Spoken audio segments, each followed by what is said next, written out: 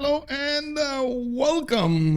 Oh my god, tonight, last take company going against the Finnish team. Suomi, which actually means Finland, from what I understand, will have to duke each other to see who is actually gonna get the next points for the CWC. Of course, we are in the Wildcard tournament and we do need to see how these teams will perform against each other and also against the teams from the Division 1 of the big communities. The winners and the second, I should say, the second place and the third place will have to play against CFR teams and CPL teams to actually get the slot in the upcoming CWC. We've actually seen quite a few teams starting to register for this. I'm really sorry for the beginning. It was a little bit later than usual. We had a bit of a problem over there with the beta of hosting. Usually, unfortunately, you can't really have both BBGs in and activated because they will actually knock heads and cause problems in the lobby. So we did have to join in. We saw the beta, we joined out, we unsubbed, and blah, blah, blah, blah, blah, blah, bing, bong, bam. You know, all of those stuff over there. But it's fine. Now we're actually gonna get now we're actually gonna get this going. LDK, wow, not playing a raid in the channel over here. Hello there, sir, and thank you so much for the raiding party. Also, Leech, big shout out to the man Leech. He's over here trying as much as possible to see what's going on with the French teams. Very nice. Thank you so much for the raid, and of course welcome everybody to the channel. We're gonna need to see how this game is gonna progress, and of course we're gonna need to see how the teams will manage to get the points in, get the strategies going, get the civilizations draft and map pool choices. Also, I want to say hello to everybody. Spoon, hello there, sir, and welcome. Linda, hello there, ma'am, and welcome. Project Cisco over there on the buttons. Hello there, sir. Good evening, good evening. Rafifi, also, yes, indeed, that song, man, that song, indeed, it is amazing. It is. I like it so much. Thank you so much, by the way, for this. Star Spanking, bună seara, domnule. Bine ai venit. We do have, wait a second, we had Big picking up that first promotion. Big shout out to the man over there rating first and picking up the first promotion. Good evening, sir, and welcome. Valtsu is a new member here. Thank you so much for the follow, sir, and welcome. I do hope you're going to enjoy your time on the live stream. Tito's, good evening and welcome. Also, let me see if I actually, I'm sorry if I actually missed anything. There were quite a few things going up there. Also, LDK, I have to go and enjoy the cat. Thank you so much, LDK, much appreciated, sir. Bonsoir, on bonne nuit, depending on what you're doing. Philip 9782, hello, and welcome, sir. Okay, so the players are getting their slots going. It looks like we do have one player that still needs to join the lobby, and I do hope it is going to be, you know, faster. Just gonna quickly rejoin the lobby so I get 0 MS fixed, and hopefully we're gonna get going. I do have to mention really quickly over here, we do have a few results from the Wildcard tournament. Let me actually put it up on the screen as soon as possible. So we got 9 teams and 11 teams. We had 2, 4, 5, 2, 4, 5, 6. So we're gonna have in one group Civ Australia with Looking for D-Shark, CC Plus, Salt, Chili and Pepper, that's SCP, and Lesser Retorings Roses. And now in the group, in the second group, we're gonna have State Company, Veteran Takimli, Chilbro, Suomi, Bebru Batalionas, which is a new team. I really wanted to join the competition and have a chance to play against these teams and also have a chance to get into the CWC. Very nice. That is exactly what we're aiming for. Shas Special Battleships also coming up here in the second group. As you can see, Team 1 has already played. We do have Suomi managing to get a win against Bebru Batalionas, Civ Australia versus Electronic Roses. Civ Australia won, Chilbro won against Suomi. Shah Special Battleships actually didn't manage to snatch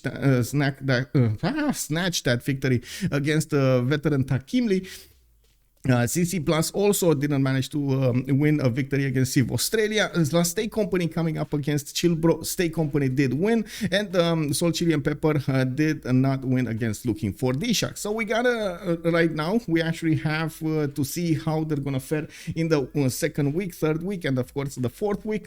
These players will also get to how to say, get a lot of experience from these games, and at the same time I do hope they're going to perform well against the bigger teams from CWC and CPL. Hello there, sir. Hello, sir. D.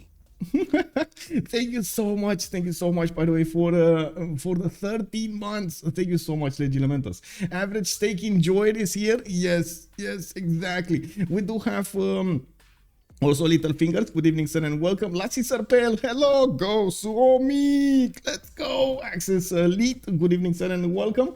I do have to say that we already have a map chosen for the game. It looks like they are starting to go through the ban phase faster than we're expecting here. We're starting 7 seas coming up here as the map. We're gonna see some naval action. We're gonna see quite a bit of land action, and we do need to see how the players will use their civilization bonuses to smack each other over there. We do have Spain taken out. It looks like Mumbande coming up second as a ban, Gold taken out as the third one, and then Maya picking up the first ban. We do have 2 more choices for them to go for, and yeah, it looks like they're not really aiming for those coastal civilizations. They're gonna leave quite a few of them on the table to be picked, and that's something that, of course, we're gonna need to see how will evolve here. Scotland and Maori taken down. Okay. I mean, yeah, definitely Scotland, amazing yesterday, but we've seen how Spain could manage to keep up with his production, with the science and everything. Amazing gameplay over there yesterday from the Historia and the Tirids going against each other. Looking at their immediate choices in England, Elizabeth I is going to be picked up over here with the extra trade route capacity increased by 2 after acquiring the first Great Admiral. We do have, of course, the Sea Dogs, the Royal Navy Dockyards. We do need to see how things will progress. The Wildcard tournament actually doesn't have that many auto bans over here. We're going to hold votes before the actual competition of the CWC, where we will decide if there will be any kind of auto bans or not. The BBG team is working hard to actually try to get a new version going. It's the beta period right now, from what I understand, and they will try to fix all of the balancing issues that they found out during the testing phase. There are quite a few things that have been changed over here in the civilizations, and of course we will talk about them when the beta comes out. Also, Barak Luf, bonsoir monsieur. Norway, Portugal or Japan open. Indeed, they're gonna go for Victoria and Portugal on Suomi. So it looks like they are focusing down these coastal civilizations on the 7 seas, with CaptainMorgane coming up as the second pick for Last Steak Company. Also, let's see, Guarnados, steak and sauce all the way, boys, indeed. Oh, Guarnados, bonsoir, monsieur, bienvenue, indeed. Oh, who doesn't like a well done steak? You know, like, oh no, sorry, a medium rare steak. Who doesn't like it? It's amazing. Anyway. Coming up here, it looks like Japan is going to be the 4th one, and Rafifi is already calling out to the big question, will we see the 4 Englands? And that is a very good question, sir. We're going to need to see if that's going to be in their choices. Let me actually put up the CWC logo as well on the screen and choose the map 7 Seas. There we go. Of course, they are not broken. Normally, Vicky is still the strongest. I gotta say, yeah, we haven't seen them shine, but we haven't seen Elizabeth the first picked up either. So I guess we're gonna have to see how this will evolve.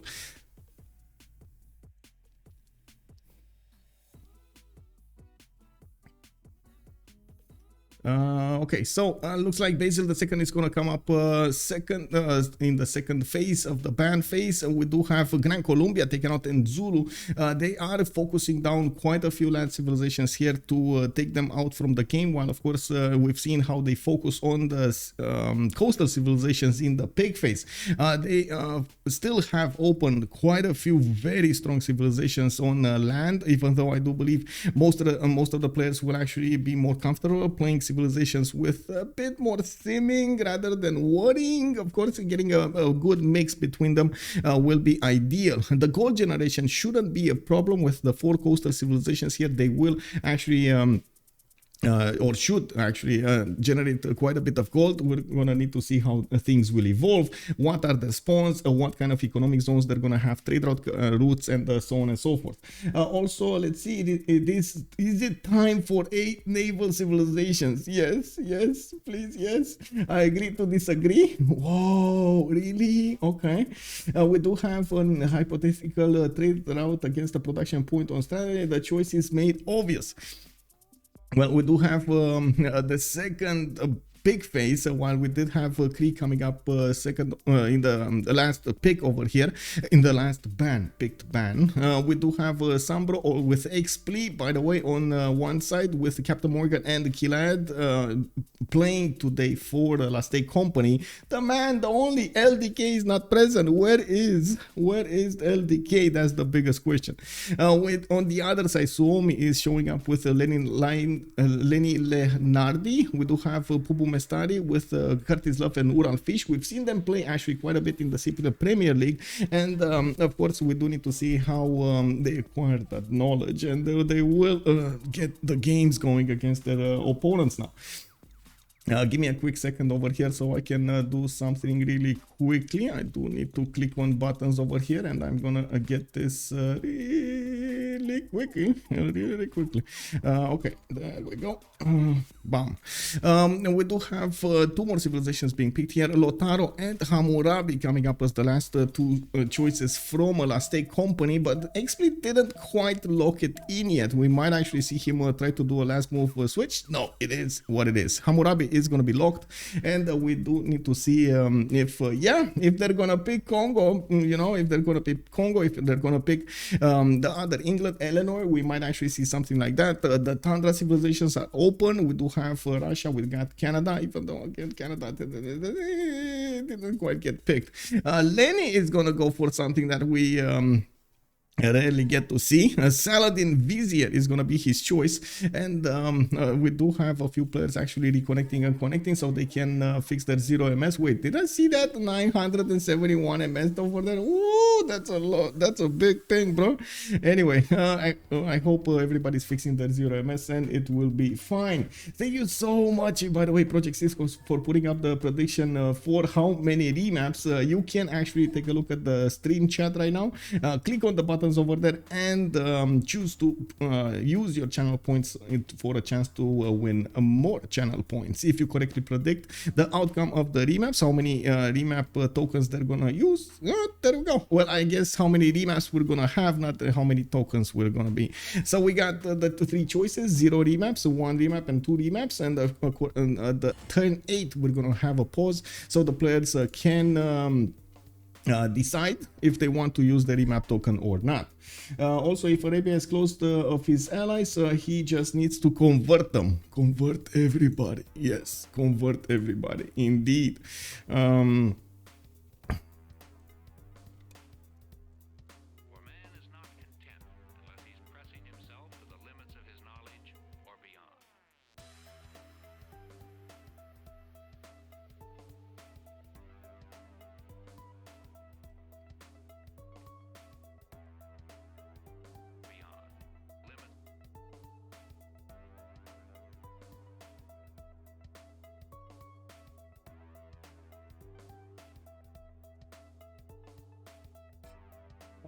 Jeltos, hello, that's it, and welcome. Just arrived. What is the map? We do have the 7 seas, as you can. I did put it up on the screen. Yes, I did put it up on the screen. We do need to see when the players are gonna ready up, and of course what their civilization choice will be. SunBro going for Elizabeth II. Looks like Urallfish is gonna be playing Victoria. This is Age of Empire, not Age of Steam. Pupumestari on Jao III for the gold. We do have Xpli coming up with Hojo Tokimun. Lenny going for Montezuma. Killayad on Lotaro, CaptainMorgane on Hammurabi, and Curtis Love on Saladin. Now the players just need to ready up. Xpli is gonna have the last choice over there, the last button. He kept us hanging a little bit over there. And I just noticed BCI was on, so not, I would like to there we go, off, there we go. Yeah, the custom new classic. Okay, it's fine. There we go. There we go. So the two most interesting things on start: one Aztec split, second the Babylon God spawn or pleb spawn, where we're gonna need to see if he's gonna have those that amazing double continent, triple continent split. Of course, Montezuma is well known for benefiting from those extra amenities from for the damage, and that will be quite. In addition to his power. Now we've seen multiple times how even if he gets one continent, he still wants to expand to others, sending settlers all over the map, trying to reap the benefits of it. Now we do have them splitting up. I'm not sure exactly why we have the Premier League. It is what it is. I guess they did go for the the pre-made settings, and they chose the Premier League for the settings. Okay, it's fine. We do also need to see the first map. We're loading in, and I do hope we're not gonna have that many remaps, especially with the earlier I should say lateness, the late start of the game. I do hope we're not gonna have that many more delays. Anyway, so first up we do have Northwest. Looks like SunBro is gonna have his choice over here for a river. He is gonna have his Royal Navy dockyard in the water with a few coastal resources, but no fish, no extra food that he can benefit from. He does have the bananas on land, so that is gonna be nice. Some 2 sheep tiles, so he for good measure. And I do see, unfortunately, he can't really settle that northern mountain over there for at the end of the river or the beginning of the river, how you want to say it. We do have him with a decent amount of coast. Looks like on his coast will also be in the other England, so we might actually see a matchup between the two Englands over here. Definitely this is gonna cause some sparks in the water. I'm looking forward to it. It's always nice to see these naval civilizations going head to head against each other. The two most interesting, okay, there we go. Next up, we do need to see also, Eagle Warriors coming up here. Of course, Aztec is settling, and I do see we got the people pinning. Oh my god, locking the map over here. Everybody's pinning at the same time. Can you imagine that? Woo! The game, man, the game. 2 continents for Aztec. He is gonna be incentivized to go to the north, and I'm pretty sure SunBro over here definitely needs to figure out that Montezuma is to his south. Otherwise, this might be a problem. Aztec will try to push England through the north, and I do see he's gonna also benefit from extra amenities from the northern continent. I do see 3 amenities that could be easily acquired: the citrus, the gypsum, and the ivory tile. I do not see the 4th one, unfortunately. Is this this is his continent. This is the olives from his continent. He has some cottons in the south. Okay, that's fine. A Lake Redbath to the southeast, and quite a few rivers for him to develop. But honestly, the land to the south is not that great compared to the land to the north. Of course, extra food for the bananas. Quite a few chops for him to keep on going against his opponent. If he does manage to get that 4 or settle over here against Liverpool, he is gonna block quite a few choices for England to settle. So very important who's gonna get the first city here. We do have also Hammurabi, Babylon, coming to the northeast. That is behind the mountains to the northeast of Leninlenard. We do have also coming up with Scout. I do see he's going to have mountains and good campus locations over here.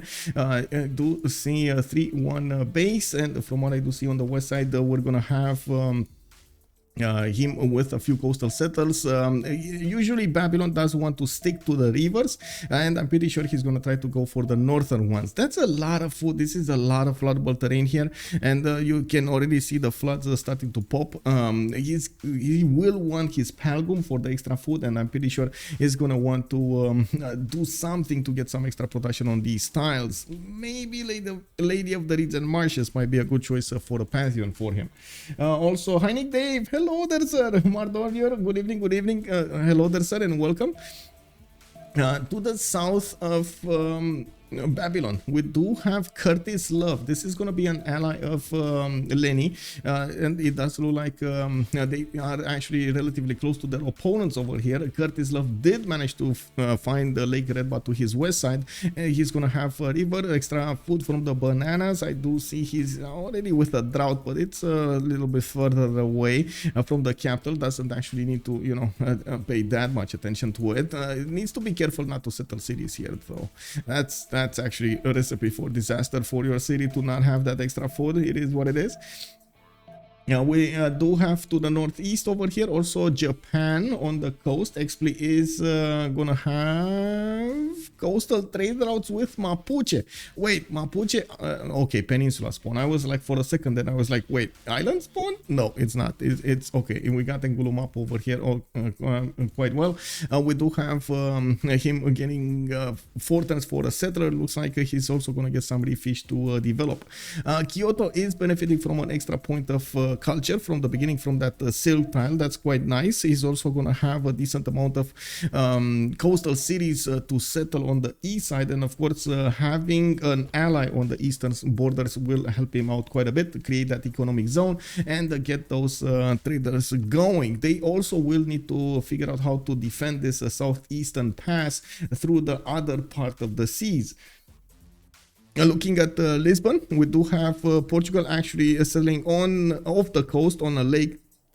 He can put another city in the south to connect his capital to the seas over here, or put a harbor on the other side. And we do have him pumping out a settler, and it does look like he's gonna need to fight the Mapuche at the same time as Japan. And not really ideal, but I guess, you know, you do what you can do.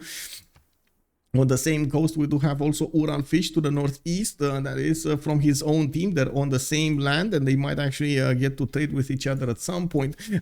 Definitely will need to protect this part of the seas. We're gonna need to see how many of those boats they will get, when they will figure out exactly what they need to do, and how they will try to do everything they need. Looking at the Pupumestari, we do have him with quite a few 2-2s, chops in the capital, and I do see his not gonna have that many good lands, good settles in the south. At least one over there will get settled. Now I don't know if he's gonna keep on going. I wouldn't recommend keeping on going on the west side. North though, north and east, I'm pretty sure he's gonna try to settle as many cities as possible. Now this might be a fast game, especially by the positioning of the teams, but honestly I feel like this might be a remap. This I feel it. I think this is gonna be a remap, and it's all up to this. Did they figure out they're here? They did not. Lenny went east a little bit. SunBro is still back in the forest over here, and they do not know what's happening. I will put a pause over here because they do need to, there we go, do the remap vote, and we're going to need to see if they choose to use the remap tokens or not. Andiro, good evening, sir. Welcome. How are you doing, sir, today? Mr. Remap Prediction 2. Sorry I'm late. No problem, sir. Welcome, welcome. I do hope you're going to enjoy your time today. I would say you're right on time, though. We do have the game, you know, barely getting its groove going, and now we're gonna need to see how many remaps we're gonna have. As you can see, one player still wants to, still needs to vote, CaptainMorgane, and of course, it is a remap. Ooh, wait, it is a remap actually. It is a remap actually for Suomi. Suomi wanted this remap, so they didn't really like how the two coastal civilizations played out there. I'm pretty sure they enjoyed Aztec spawn, and I don't think Arabia had that bad of a spawn there. I really hope they didn't actually no. Okay, there we go. It's fine, it's fine. Also, Pollux, hello there, sir. What is SunBro playing? Is that the New England? Yes, sir. That is actually Elizabeth the First here. We will need to see how he's going to use those trade routes, and especially since they do have Portugal on the same team, that is a lot of potential for gold there. 170 point bear, 100 were mine. Oh, I see. You're going for the big ones. Okay, I see how it is. I see how it is. You went for the 0. No. Oh, Rafifi, rip. Yeah, rip. Would still be 2 remaps. Nobody went for that. Yeah, Well, I guess no. Somebody did. Oh no, somebody did. Oh, nobody did actually. Nobody did put into the 2 ones. Well, honestly, you've seen how Cleosin does it, right? He just puts 1 point and you know, hopes for the best. And sometimes he gets the mother load, man. He does. He does.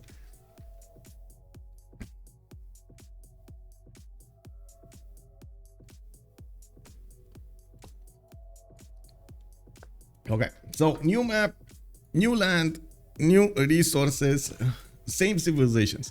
We do have Aztec coming up over here to the northwest. Lenny is gonna get a possible coastal settle or freshwater over here settle.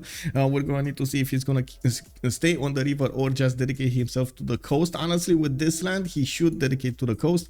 Might need to figure out if he wants to go east or west over here. He is the opponent of Japan on the western coast. He is gonna have to go against Japan at some point in the game. Might not be the best choice that he can do. Yeah, well, yeah, we're gonna have a relobby. I don't know if it's gonna be the same map or not, but we're gonna have a relobby. They I don't know why, but for some reason they chose to relobby while we were loading. You've seen how it actually stressed the game over there while doing that. Unfortunately, it is what it is. So a quick relobby it is right now. Hello there, Monkey Wazaro. How are you doing, sir? Also, the Loon 75. Good evening, sir. Could still be 2 remaps. Oh, right. Yep. Could still be, man. Everything is possible. Everything is possible. All right, let's see where we have the lobby. I think we got the lobby. There we go. There we go. Okay, so it's just... Wait, why do we have Pupumestari in 2 places? No! He just doubled himself. Oh, he did. He did. It is what it is, man. Okay. He's probably gonna get booted off here from the spectator screen. So we do have AI coming up there. I do need to check if there are any 0MSers walking in. I hope not. And no, they're not. Okay. It's fine. It's fine. Okay. Okay. It keeps on going. Getting my coffee going. Yeah.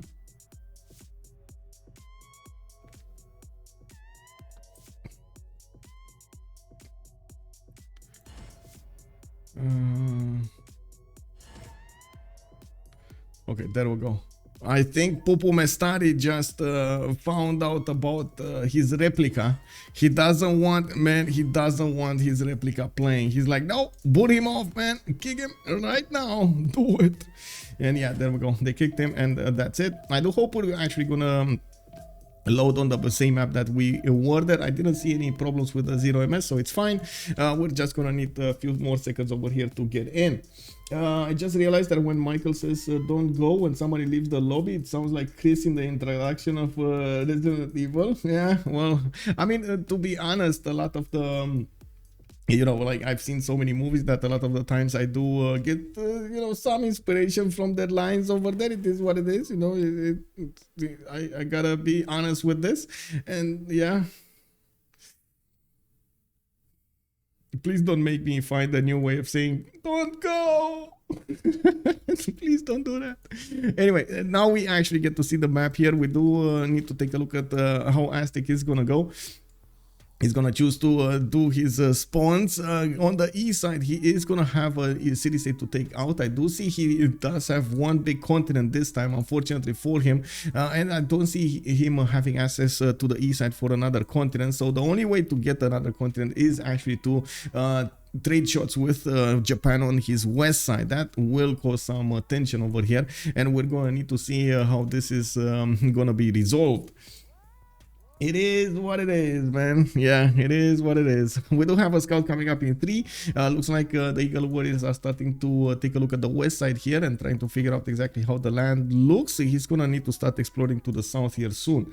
In the south, we do have Urallfish, actually not on the same coast as Japan or Montezuma. He might actually try to get a few coastals over there if he feels he's safe, and of course he can output boats before Japan overwhelms his city defenses. We do have a stock upon trade in this southern inner sea of himself. We do have him getting a scout out. He has access to extra food from the bananas, plus a 3 Royal Navy dockyard in the capital. And I do see him benefiting from quite a bit of fresh water to the north, some on the east side, and a decent amount of coast to go for to the west. He's gonna need to be careful against Hammurabi here. If he settles more than 2 cities to the west side, he's gonna settle right in the face of CaptainMorgane, and that might be a problem. I'm just saying, you know, you don't really want to give opportunities to your opponent for free cities. Yeah, we do need to take a look at also his, nice continent split over here. Multiple amenities available for him. A wonder, Uluru, it's in the desert, but honestly, Petra time? I feel like this is Petra time. No, it will make these lands a lot better. Of course, 50 tons later, Petra is still building. We do have over here also Portugal to talk about. He's going to have the Northern Sea, and it looks like he's going to be all alone. He does have a city-state to trade with. At least he's going to get some gold from those trade routes. Mitra is going to oblige. And I do see he's going to get the fresh water from his lake to the south. He does have some 311 fish tiles, while he is gonna need to keep on expanding and get quite a big empire here. He's gonna have a bit of a problem. We do have Lotaro to the southwest, and he's gonna need to be trading punches with those Malon raiders, or even earlier units coming up from Lotaro. We do have also Saladin to the east side of Lotaro, so maybe Curtis Love is actually gonna try to figure out how he can get all of this all of this attention for himself. We might have a pause. Looks like Killayad is telling us that at 8:50 SunBro needs a break for 5 minutes. Wait, isn't it? Oh, we got 4 more minutes until then, so we get to actually take a look at the choices here. Engulu Mapu will have one big continent. Not that much breathtaking appeal here, actually, about not at all, actually. In the south, behind the Buzz Mountains, he's gonna have some. When he's gonna chop these rainforests down, yes, he's gonna get a little bit more, and we've seen how much it matters that you get those city parks, and of course couple them with the Shema moles, the unique improvement of Mapuche, giving him not only the production but also the culture being the important part over there. Now, we do have him with a possible wonder to the north. Halong Bay can be settled, getting some free era square, fresh water from the lake, and some extra culture points, while honestly all of this land is actually quite good for him. Cocoa tiles over here for some extra gold, a lot of chops available. If he wants to go on the rampage over here, he is definitely going to have that choice. Curtis Love coming up next. We do have him with another scout coming up in 1. Looks like he's going to have two tiles with a Mercury tile to the southwest to get to improve. He's also going to have continent split. He's going to red continent, and he does have geothermals because of that continent split. Not bad. I mean, honestly, at least this city has spices, so it's not that bad.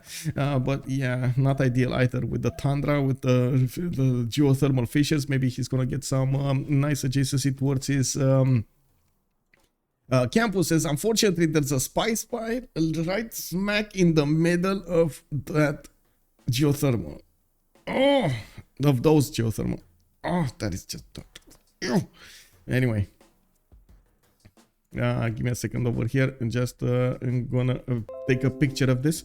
Okay, so what do we have over here? We got 2 more Civs to talk of.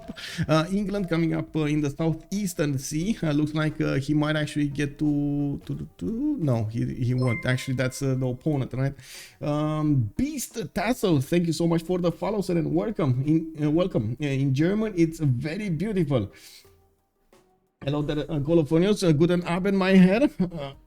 Can you say it is what it is in French? Wait, c'est ainsi or c'est comme ça? Yeah, there we go. There we go. C'est comme ça. C'est comme ça.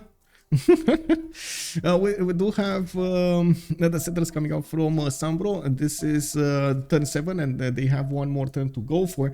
Looks like he does have on the east side Babylon over here, and they might actually get to settle a city next to these turtles, so they can trade with each other. That will take away a possible city from England, and I'm pretty sure he's going to want to expand to the west side as well as the east side here. And looking at Babylon, this time he's gonna have very good cities to settle over here. And next to the rivers, he's gonna get those Palgoms. He's gonna get an extra food point on each of these, and of course will have a very high pop cities. We do have him with a few floodbolt terrain tiles on the east side, and yeah, this might be actually incentivize him to get to that Lady of the Reeds and Marshes pantheon. And now the big moment has come. We do need to see if they're gonna use their last remap option. Stake Company has the remap token on their side, and we do need to wait a little bit, 45 seconds for them to choose their option. Hello, Pollux is telling me, did I pronounce that correctly, by the way? In French is c'est la vie, this is life. Yeah, this is life. Kid, hello there, sir. Good evening. La Stake Company needs to keep it. Yeah, well, we'll see if they're gonna keep it. Hey, Margot Mage, thank you so much for the prime. I don't know why I have like two alerts typed. Did I just click on something else over here? Like what's going on? I don't know what's going on, but I have like two alerts popping on the screen, and I don't know why. Anyway, I guess I'm gonna need to fix that at some point. I have no idea what it is. Thank you so much for the resub, by the way, Margot Mage. Thank you. Okay, so we do have a remap. Looks like they chose to remap. No, yeah, I mean, you know, it is what it is. C'est la vie. We'll see. Okay, there we go. Looks like Curtis is telling them that they should actually take the 5 minutes while they're thinking of their settles. This is gonna be the last map that we're gonna see, unless we're gonna have some technical conditions, and hopefully we're not gonna have that. Let's finish up the prediction over here. It will be 2 remaps tonight.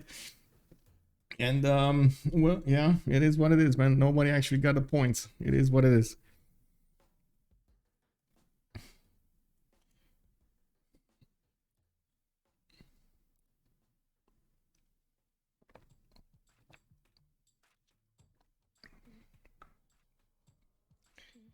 And Sasu, good evening, sir. Oh, he got the gasp going. Yeah, the biggest meme over there with the gasp.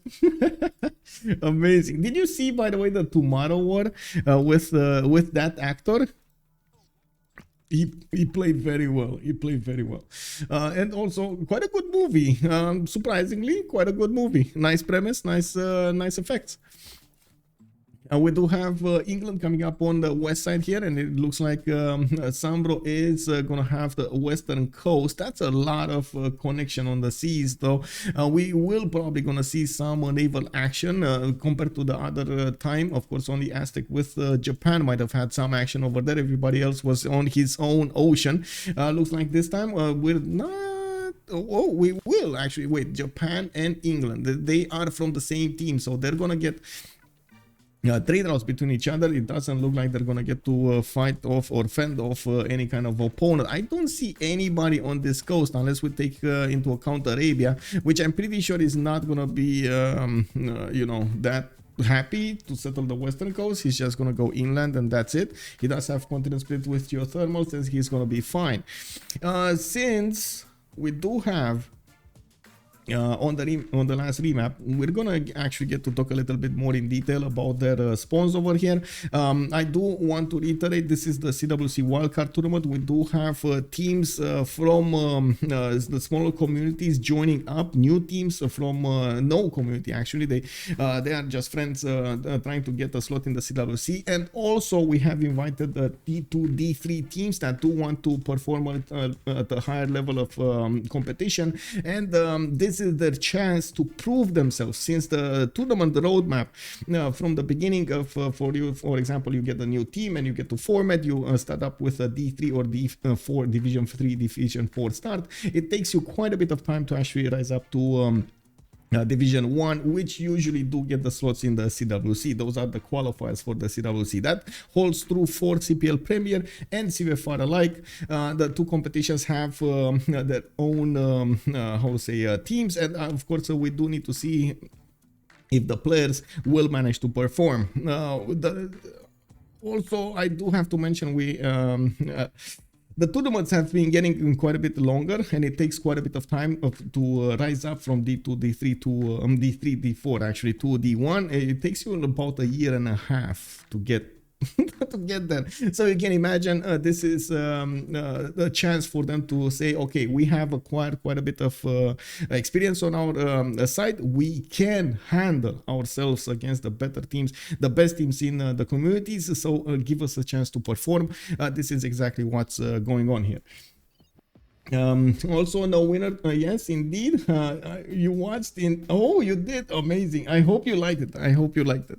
We do have I guess we're gonna talk about the spawns without actually seeing all of the. Oh, it's fine, it's fine. I open up the screen and it looks fine. We just have to pause with this. Looks like England is gonna get his freshwater from the southern lake over here. He's gonna have some tutus for good measure. I do see a 3-2 banana to the northwest, and 1, 2, 3, 4, 5, 6, quite a few cities over here next to him, so he can settle. Not bad. All of the land to the west side, south, and east is gonna be available. North, wouldn't really say that's good land, you know. Desert, zero yields unless you actually get some petra over there, and there are only 2 hills available for a petra. Not ideal. So I'm pretty sure he's just gonna put a city there, maybe a city. And now this is good one. No, this I like. Oh, if I Jokul over here, it's gonna Jokul. I'm not sure how to pronounce this, so yeah, you know, it's been a while. I'm pretty sure he's going to want to get a city over here to benefit from this wonder. This is the Tundra Volcanic Wonder, and we've seen it multiple times how it gets so many yields.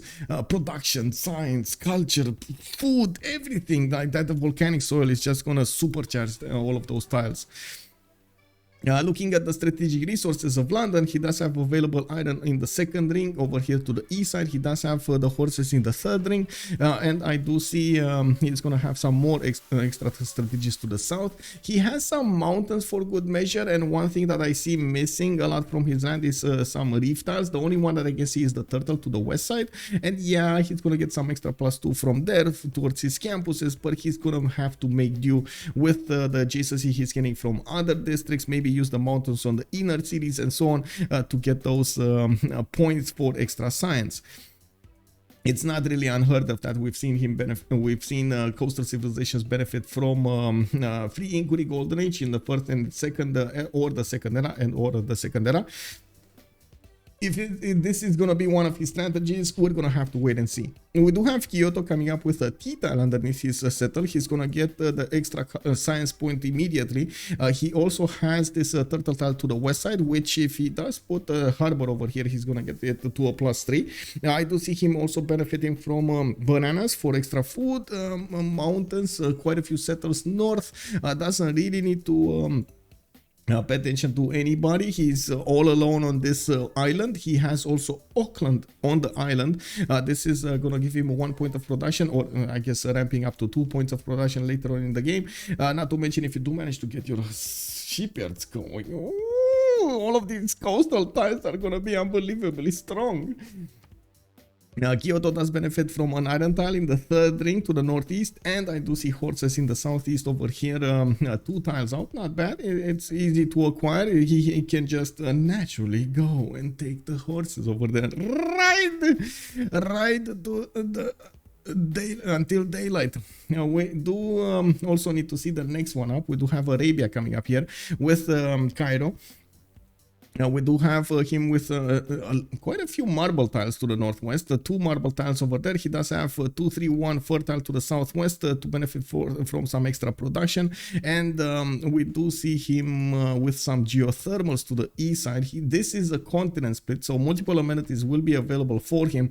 Probably will need to be careful about the coastal settle or settling or how to say, putting cities as in a dangerous position next to the coast. If you put it next to the coast, you can be hit by galleys, by caravels later on, destroyers and so on, ironclads.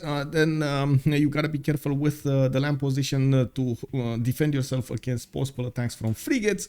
Not to mention later on in the game, battleships can shoot 3 tiles out, so yeah, that's quite a bit of a problem here. I'm pretty sure the capital city, for example, of Cairo is in danger of getting battleship later on in the game. He will need to figure out a way to defend himself. Something like artillery, for example, do quite well. I'm pretty sure Arabia should have a lot of science with faith, so we're gonna need to see how he's gonna try to use those 2 stats so he can get an advantage against his 2 opponents on the western seas. Cairo also benefits from an iron tile in the second ring of his north. We do have Tito's telling us, is it Japan? Oh yeah, it's Japan. It's Japan over here. Yeah, Japan. Now we do need to see where his horses are. They are third ring to the southwest, a bit expensive, and I wouldn't really say Kurtizlov is going to be that happy of settling the western coast. I would see him settle a city over here on the 2-2 next to the bananas. He's going to get, how to say, a good campus over here, good holy site, and I'm pretty sure he's going to go northeast as well on the rivers. Now he can keep on settling to the southeast using these 1 tile lakes for the extra food, for the extra housing he's gonna get from the fresh water. And looking at his south over here, we also have Babylon, CaptainMorgane. That's gonna be his opponent to the southeast. He's gonna get to play against Babylon, and I'm pretty sure Babylon with his adjacent rivers is gonna keep on expanding to the north.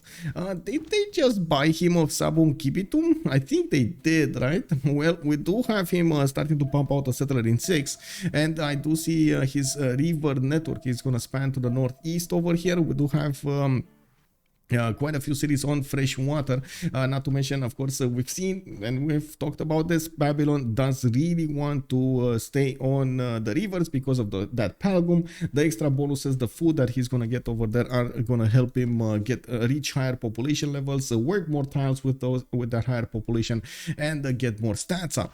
Now we do have him starting to explore the north. He's gonna pop that hut next turn, and we will probably need to come back to him to see what kind of pantheon he's gonna get. Now we do see horses are gonna be on his west side, 3 tiles out, while it looks like he moved because he does have an iron tile there that is 4 tiles out, a bit further away from him. Yeah, I mean, more resources here. No, oh, he does have a continent split to the south, so he can settle for some extra amenities over there. More rivers to the southwest as well, so it's also there are multiple options for him to explore, expand, and exterminate his opponents here. J1, thank you so much for the follow, sir. Hello, welcome. Eddie Coffin, good evening, sir. I'm still waiting to see a 4v4 between the 4 Englands and the 4 Chinas. Oh man, that sounds like a great matchup over there. Yeah, that sounds like a good one, man. Definitely. Moving next, we do have Urallfish with Victoria, Age of Empire. We do have him with a possible continent split to the southwest, and I do have to point out he does have Babylon on this side. He might not be that happy to settle, but I'm pretty sure he's still gonna try to get that extra trader. Now there is a possibility for him to get on the cattle tile to the west side here, or even on the horses, and he does have a decent amount of coast to go on the east side of his empire. He's also, if he settles east side, he's also gonna get Portugal to help him out. I do have to point out they can set up coastal trade routes here, with Portugal getting a city on the bananas, reaping the benefits of the extra food. The how to say, the lake will allow them to actually connect their cities, and exactly where the scout is, I'm pretty sure England will need to get the city going. Now he can keep on going to expand to the southeast if he really wants, especially since Portugal does have the majority of the eastern coast anyway. Leeds already benefits from a few tutus worked here. He does have available iron on the east side, some extra food, extra production and science from the turtle, and a little bit of gold. Not much, just a tiny bit of gold. That's good, you know, you still get something. Mountains with a +4 adjacency towards his campuses, and again we see the big lack of reefs over here right next to his coast, so he can get some extra adjacency towards his campuses. Available horses to the northwest in the third ring. That's going to be a bit expensive, although I'm pretty sure he's going to want to settle a city towards that location. Mean distance from his capital, and does seem like he's going to want to do that. Okay, so Portugal coming up next. We do have Pupumestari with settler coming up in 1. It looks like we're gonna actually get to see this time where is he gonna want to go. Is he going west to set up as quickly as possible those trade routes with England? Is he going north for another city with multiple chops and more of these turtle tiles? Is he going south for more turtles, more chops, and of course settling, keeps on settling his coast? There are quite a few choices available for him. He does have an iron tile, 2 tiles out in the south. That's nice. A second ring, I should say, from Lisbon. That's going to be easy to acquire, and we do have our choice. Looks like he's going inland. Wait, are you sure? Pupumestari? Are you? Sir, are you sure you want to do that? Oh, I don't know about this one, Pupumestari. Settling inland with Portugal might come back to haunt you, man. I mean, I understand he can actually put up a harbor over there on the coast. That's nice. But are you sure you want to do that? Anyway. Now we do have him getting another settler in 6 turns. He did improve his turtles and did manage to get the celestial navigation boost. I do see him managing to get dice tile in that second city. If he settles the rice, he's gonna get more food. He's gonna also get the extra faith from the dice tile, and that might actually be the reason he's going there, even though I don't think it's worth getting the faster Pantheon versus, or relatively free Pantheon, because you don't need to work the God King card versus getting the cities on the coast over here, plus better harbors and of course going to play your bonuses. Now we do have him with horses in the third ring that he's gonna get to acquire when he settles the city on the rice tile anyway, so that's gonna be cheap for him to improve. Next up, we do have Mapuche. Oh, is this cage fight? Oh, we got a cage fight, boys. We got a cage fight. We got Mapuche, Killayad right next to Aztec, Lenny. They're both war civilizations, land war civilizations, and as you can see over here, Lenny is already scouting out the lands of Mapuche. Mapuche did improve his sources. He does benefit from extra production from the gypsum tiles. He's gonna need to figure out to get the food, and it looks like he did grow into the rice tile there. He might use that rice tile coupled with the 1-3 gypsums. Well, I guess it's only 1-3 gypsum, so it's fine. To get the production going. I think there is a drought over here, because I don't see him benefiting from food anymore on these tiles, and even though we don't actually get to see the drought, it's definitely there. Less food on the sheep tiles also. He didn't lose a population, so at least that's something. We do have him with another city, possible city on the J tile there on the eastern coast. He does have England, and they will get to trade with each other. That's good. They're from the same team. Last Day Company is the right team over here, and that actually brings me up. I should actually put the team labels on the screen as soon as I finish the civilizations. Ngulumapu does benefit from an iron tile on the east side. He does need to fight off the Aztec Eagle Warrior, and I gotta mention, these guys are extremely dangerous, especially against slingers. They make really quick work of them, and immediately, of course, Killayad did notice what might happen, and he did retreat his slinger. If he would have managed to get into the forest, it would have been different, but he didn't. So yeah, it is what it is. C'est la vie.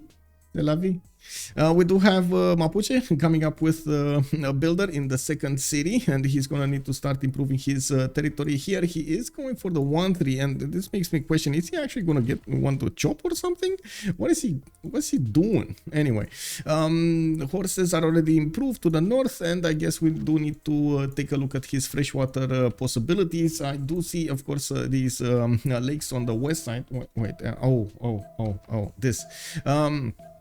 On the west side, he's gonna get these this spawn on the wheat tile. He does have a spawn right in the face of Aztec. You see, Tlacopan was quite was placed quite north of the Aztec capital. He wants to get the position on Killayad and try to deny as much as possible a settle from Ngulumapu to the south. That will actually keep Aztec from settling that many more cities, and I'm pretty sure he's gonna need to go coastal.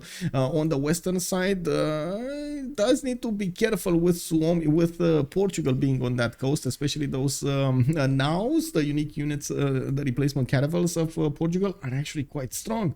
So you gotta be careful when you're setting cities, especially if you don't commit to the coast to get the animals, to get the bonuses, to get the pre-builds and so on, to get ready, in one word. To the south over here, we do have Aztec also sitting on this coast. He will get to trade with Lisbon, and I'm pretty sure they're going to try to use those trade routes. And so that means actually England is not going to be a part of this trade experience over here.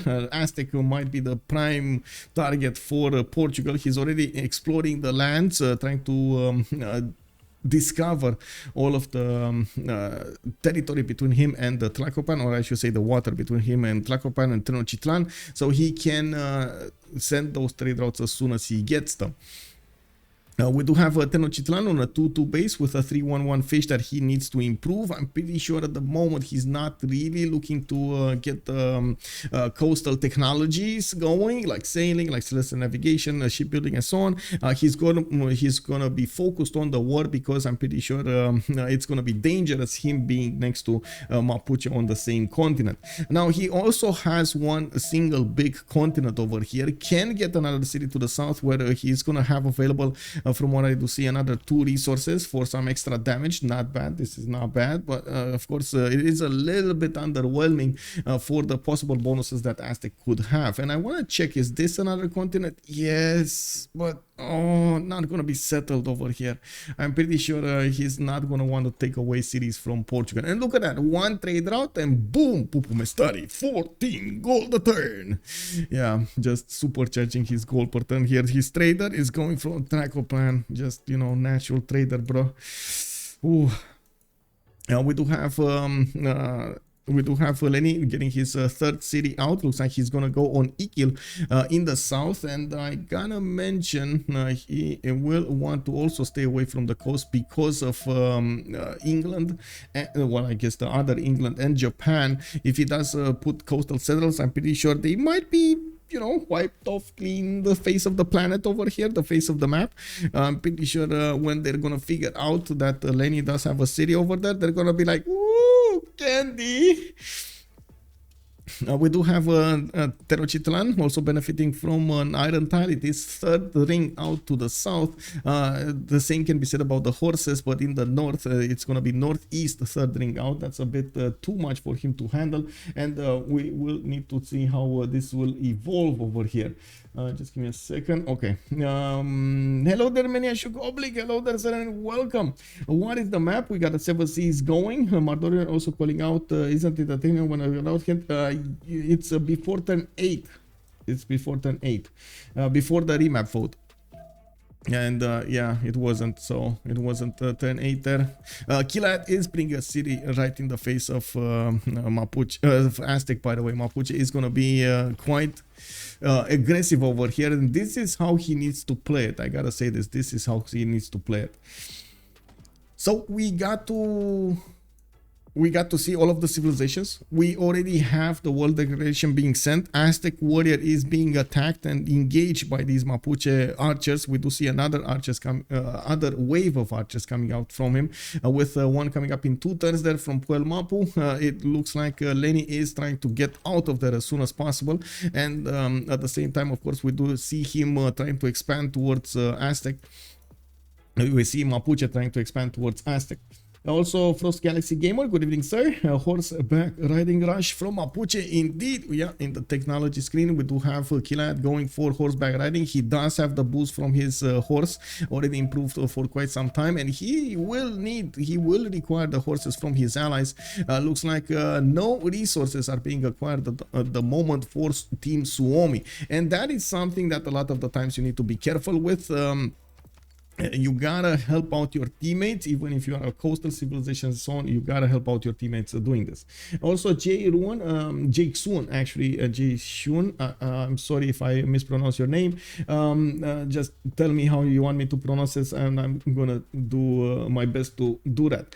I'm so happy to finally catch your stream live. I've seen all of your votes on YouTube and was starving for more. Oh, that's amazing! Thank you so much, sir. Thank you so much appreciated, sir. Oh my God, I hope you're gonna enjoy your time with us tonight.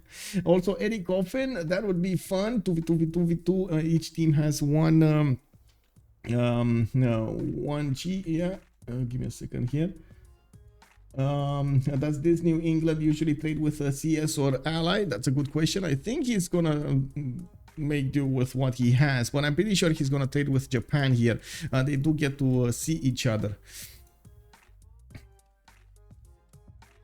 Does Babylon get enough rivers? Yes, more than enough. He's fine. He's fine. He has all of these rivers to the north, some rivers in the south. 2 of them, as you can see.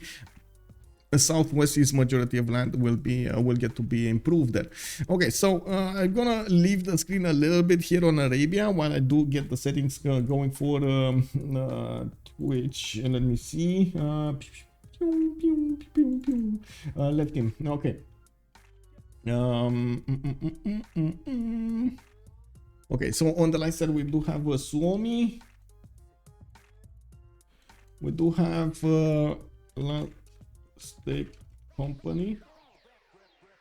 Okay, LSC actually, because this is a bit too big. LSC, the Aztec company, coming up here, and I gotta say I really like the name. Man, I really like the name. Arabia will have nice campuses, especially with these geothermals. You can see over here he has some reef tiles next to the geothermals, and this is gonna be awesome. He's also gonna get the extra adjacency towards. Let me actually put it up on the screen here. Vizier, right? Wait, is it on Arabia? Okay, this one. Campuses and holy sites receive a standard adjacency bonus from each other. So he will get the standard adjacency bonus from the districts to the north over there, making an awesome placement for his campuses. Now we do see him also running off this or chasing off this Babylonian warrior with his slinger. He's trying to push it out of his territory so he can keep on developing his lands. He does have the holy sites being done in 2 cities, working on the 3rd one, and I do see him putting down shrines over here. Okay, so we got a team levels going on. Suomi versus LSE. Let's get the prediction going. Start the prediction on who will win. On one side we do have Suomi, on the other side we do have Aztec company, and I'm gonna put it for 30 minutes. There we go, we got it going. EV, hello there, sir. Team are not giving Aztec much. No one has horses up, and he's boosting bros himself. Aztec has 2 horses up for quite some time already. Yeah, that might cause an issue. I want to see in the meantime, while of course we're waiting for the war between them, Mapuche, as you can see, is trying to get all of that archer army he's building to the south over here. This feels like an all-in, even though I do see he doesn't really benefit from a lot of chops. He can chop from the forward city where he's gonna have multiple forests that he can benefit from, and that's exactly I think what he's doing. Getting a builder there in the face of his opponent does mean, of course, he's gonna try to get those chops going with the horses. We do have one of the first pantheons to show off here. God of War and Plunder has been chosen by England, and you can see he's using also Bradford to connect his city Birmingham with the coast. Also, he can get units out through London. Nice lake requirement over here. Yeah, very nice, very nice. Going for Magnus first in the capital. He's gonna use internals at the beginning, and then gonna switch to externals when he's gonna get them towards Japan over here to the southeast, which is his ally. We do have him getting his Royal Navy dockyards now, and I do see he's already getting. He already did manage to get the boost for it earlier. It's fine. Southeast Japan did go for Goddess of Tides. He's gonna acquire 1 point extra of culture from each of these coastal tiles improved, coastal resources improved, the turtles, the fish, the crabs that are already being worked over here in multiple cities. We do have him getting his harbors out, and Magnus is establishing there. He did manage to improve his horses, which will help out as much as possible Killayad. You can see in the army tab here, we do not have any strategic resource on Suomi whatsoever, while we do already have 40 horses acquired by Hojo Tokimen and Killayad. These are like just the horses. That means basically like 4 horse units can be created in their empire. We do have some traders coming up here. I'm pretty sure internals is going to be the way to go for Japan, and we're going to need to see how he's going to try to get all of this land expanded. He can try to take out Auckland or benefit from it. It's his choice if he wants to get an extra city over here on the eastern coast, or is he going to want to benefit from all of those bonuses that Auckland gives him. Arabia, we did talk about it. We don't have a pantheon yet for Arabia, even though he should start making some faith. Yeah, quite a bit of faith there. We got him making 5 faith a turn now. He's gonna get that extra holy site here to the northeast of Sana'a, and I do see Damascus is finishing up his shrine, getting Moksha in the second city of Damascus. Okay, Cairo, we're gonna need to see how he's gonna play this. Babylon did go for fertility rights as a pantheon, and he just got a free builder. I do see another builder has been built there, or maybe acquired with a hut. Palgum's already coming out from his city, so he gets that extra production going. In his capital city, I do see he has a 4-1. That's a lot of food from the rice tile, of course. Benefiting from fertility rights does give you that extra food on the rices, on the how to say cattle tile. You see another 4 food over here, and I believe on the wheat tiles, and maize. We do have for him to see also how he's gonna get those trade routes. I'm pretty sure he's gonna want to go commercials first here, and looking at his yeah, there we go, he's 2 turns away from currency, going with Magnus first, and getting his monuments going for that good extra culture. Yesterday, I gotta say, I'm not remembering if JR with Babylon did get monuments first or Palgums first. This actually is an information that I would really want to revisit on the game from yesterday to see exactly his build order over there. Now we do have a God of the Sea picked up by England. He did benefit from a dice style right in his capital from the beginning. We do have him getting some more builders out. The extra production can immediately be seen throughout his coast over here, coastal resources. And I do see he started to explore his land, to the his water to the south, to see exactly what kind of options is he gonna have to play a naval over here. Not to mention, I'm pretty sure he's gonna need to stay away from this western coast as much as he can, even though I would really love to see him settle a city on the horse tile over there. Yes, it's close to Babylon, but that extra trade route might actually make it worth. We do have Portugal picking up City Patron Goddess. He's going to get the half cost, the 50% off actually. The first district he builds in a city. He did get that harbor outside over there to the northeast. That's a +2. We got a +3 in the capital with another +2 over here in Delgada. While he did breach the Fog of War towards Urallfish to the west side. I'm pretty sure the majority of his trade routes are going to go to the east, and you can already see him making 32 gold a turn with 27 production. Going external, so maximizing his gold output is going to be the way to go here for Portugal, and of course giving that gold to his allies is going to be extremely important.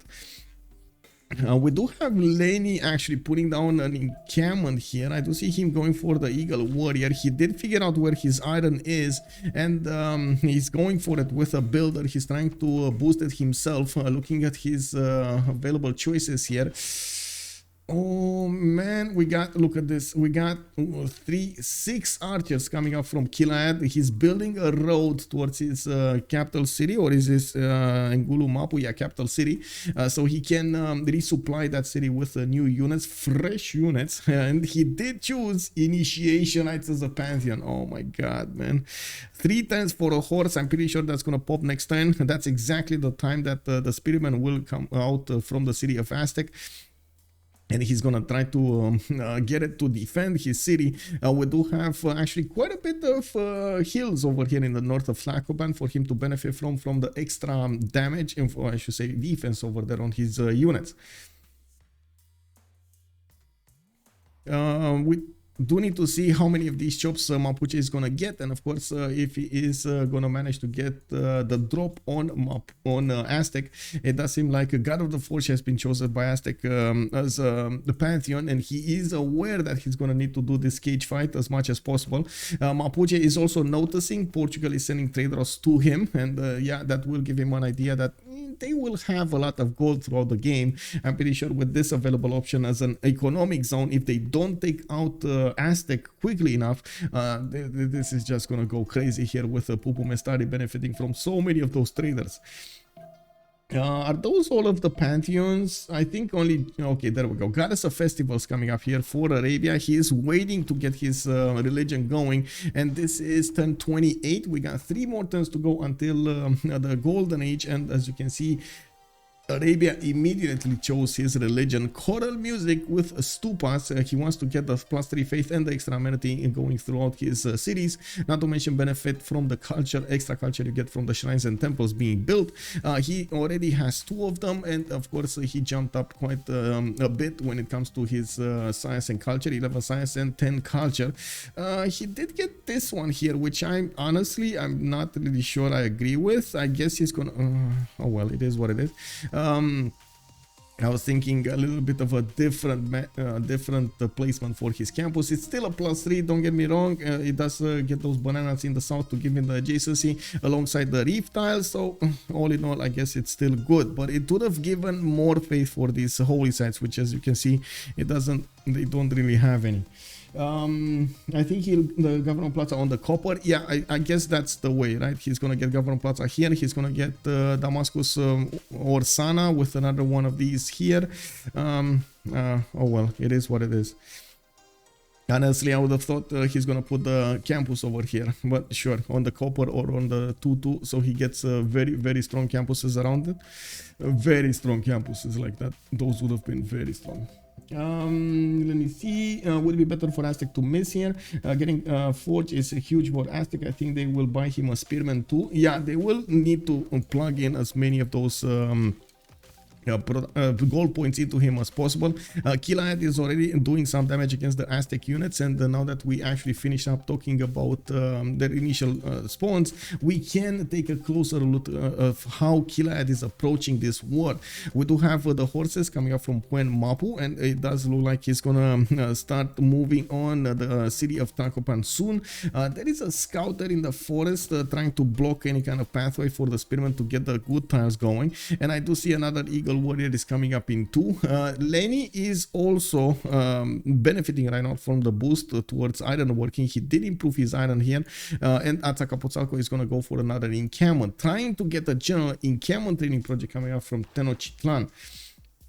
Nobody at the moment is making any great general points. Of course, Suomi, I should say Lenny is going to start making them next turn, and we're going to need to see if we're going to have Mapuche try to put down an encampment. We see him with one of these government plazas, and I just see him going all in on the horses here, not really switching anything up. And I do see his builder already did get the chop, got the horse improved, and now he's gonna need to move somewhere else. I guess we're gonna need to wait. I'm very curious what is he gonna do with his third charge over here. He does have Magnus going in 5. One bit of extra information I didn't talk about, Tlacopan did get the help of Governor Victor, and that will allow him to have a little bit more defense in the city of Tlacopan. Of course, we do need to see if that's actually going to be enough, with Mapuche bearing down on him so hard. With the 3 archers available to shoot the units of Aztec, you can imagine that is going to be quite dangerous. I'm also seeing Lenny. Did he just get iron working? I think he did, right? I think he did. So now we're gonna need to see him upgrade one of these Eagle Warriors into a Swordsman. They are cheaper to upgrade from Eagle Warriors. Not to mention, we do need to see how Mapuche is gonna plan out all of this offense. Where is he gonna position his units to keep on resupplying that front line? He might actually get a few free shots on Tlacopan. I'm pretty sure the spearman doesn't really want to attack into the horses. You do see it's 38 against 47, and this is 110 before the end of the era. Remember, Mapuche does get an extra +5 against civilizations in a golden age. This is the moment we gotta see if they all got a golden age. Yes, Lenny actually did get a golden age here on Aztec. So he's 26 out of 19 points. Very hard to miss it, especially with the Eagle Warrior at the beginning of the game there. And we do need to see if he's gonna manage to withstand the power of Mapuche in the upcoming turns. He did manage to start to acquire the general points. He's trying as much as and as fast as possible to get that encampment training project, but it kind of feels like this city is gonna go down. By the looks of it, it's yeah. Oh, it's going down, boys. It's going down. Victor City with a spearman inside of it. It wasn't enough. We got the first victim of the game over here. The city of Tlacopan has been taken over by the great Mapuche Empire. We do have Killayad managing to get the drop on Lenny before he could get in place more units to defend himself there. He's trying desperately to get one of these generals here. He just acquired 18 out of 30 points. And by the looks of it, the Killayad still has the big army coming against his opponent. Of course, I do have to say Killayad did choose to go for the Monumentality Golden Age. He is going to benefit from extra faith whenever he's going to pop a unit out of his cities. He's having the Pantheon of Initiation rights, and that is going to be quite important for him. Monumentality also gives him another advantage. He can move his builders much faster, and that means he can improve his land much faster, which is going to be quite important. We're going to need to see if he's going to develop more cities behind all of this. That is going to be something that it's going to be revealed to us at some point soon. Maybe it's 5-10 turns. We're going to see that happening. It looks like Killayad didn't want to keep that city, just wanted Lenny to lose a city center, and of course you do see him blocking Aztec in the south. Now all of that army will need to keep on marching towards the city of Tenochtitlan, or just sit there, look pretty, and keep as much as possible, or try as much as possible to develop an empire behind all of this. Hitting and taking a city at such an early stage of the game is very, very hard for your opponent. Curtis Love coming up with a Monumentality Golden Age of his own. We do have him already on 14 science with 25 culture. He's getting hit. Oh, sorry, this is not Curtis. This is Curtis. We do have him with religion coming up. We do have him putting down that campus over here. It's a +7 campus, benefiting from the extra adjacency of those reef tiles, the geothermal, and the 2 holy sites in the north. He's also gonna probably need, I'm thinking he should actually chop that copper. Just saying, you know, you don't want to leave gold hanging on the table, you know, like you need to rip everything, bro. Anyway, he did improve his 2 marble tiles. He will start to improve his other resources here in Damascus. He does have the benefit of 3 salt mines that he could get and send those extra amenities to his allies, not to mention him benefiting from the extra amenity in the cities. Very nice, very nice. We do see him getting some more settlers out, and we do need to see how much south he's actually going to expand. Benefiting from quite a bit of science and culture is good, but at the same time you do need to keep on getting those cities out. 23 faith a turn, not that big when it comes to the faith per turn. Definitely would require quite a bit more. We do have, let's see, Montezuma with Penbrush and Voice Golden. She does have 2 of these encampments built, so he is getting some culture per turn, not bad. While we do see, of course, Killayad keeps on moving with the archers forward, and the Aztec now actually has the swordsman, so he can benefit from that extra strength, not only in the city, but also on the tiles he is defending. The horses are gonna have a harder time to push through these units, while Mapuche is still trying to figure out ways of breaching the defenses, going around, attacking to the slingers, getting the scouts away, and dwindling the numbers of the possible army of Aztec. Now we do have Pupumestari with Joe III, the 34 gold, the 9 science with 20 culture. He's I'm sorry. His science is not exploding at the moment because of that pen brush and voice, but he does have 20 culture a turn, settlers coming out of his city, so he can expand some more. He's gonna double his city count very soon. Thank you. El Fuego, good evening, sir. What about the general? That's a good question. Let me see. Aztec did manage to recruit a general here. He does have a general available for the swordsman. Let me see. Heinik, and to add to it, he took a city with the scout. Yes, exactly, right, Heinik? Oh my god, yes, he did take a city with the scouter. What is Portugal doing with the traders? He's sending them all external towards the cities of Aztec, and now we're gonna need to see. Yeah, there we go. All external. Well, all. He has 2 of them, so he sent both of them towards the cities of Aztec here. We do have Urallfish, 12 science and 18 culture on a golden age. It looks like there's already a bit of punching going around between the units of Mapuche and Aztec. They're trying as much as possible to get a position. We do have... Oh, the scout actually. I think he got the wrong call over there. The scout... Oh my god, man, he didn't get the memo, guys. The scout didn't get the memo. That's what happens when you don't get the memo. We do need to see how Killayad is going to manage to win this. Of course, against the spearman, he did manage to get that going with the archer and with the shot of a horse.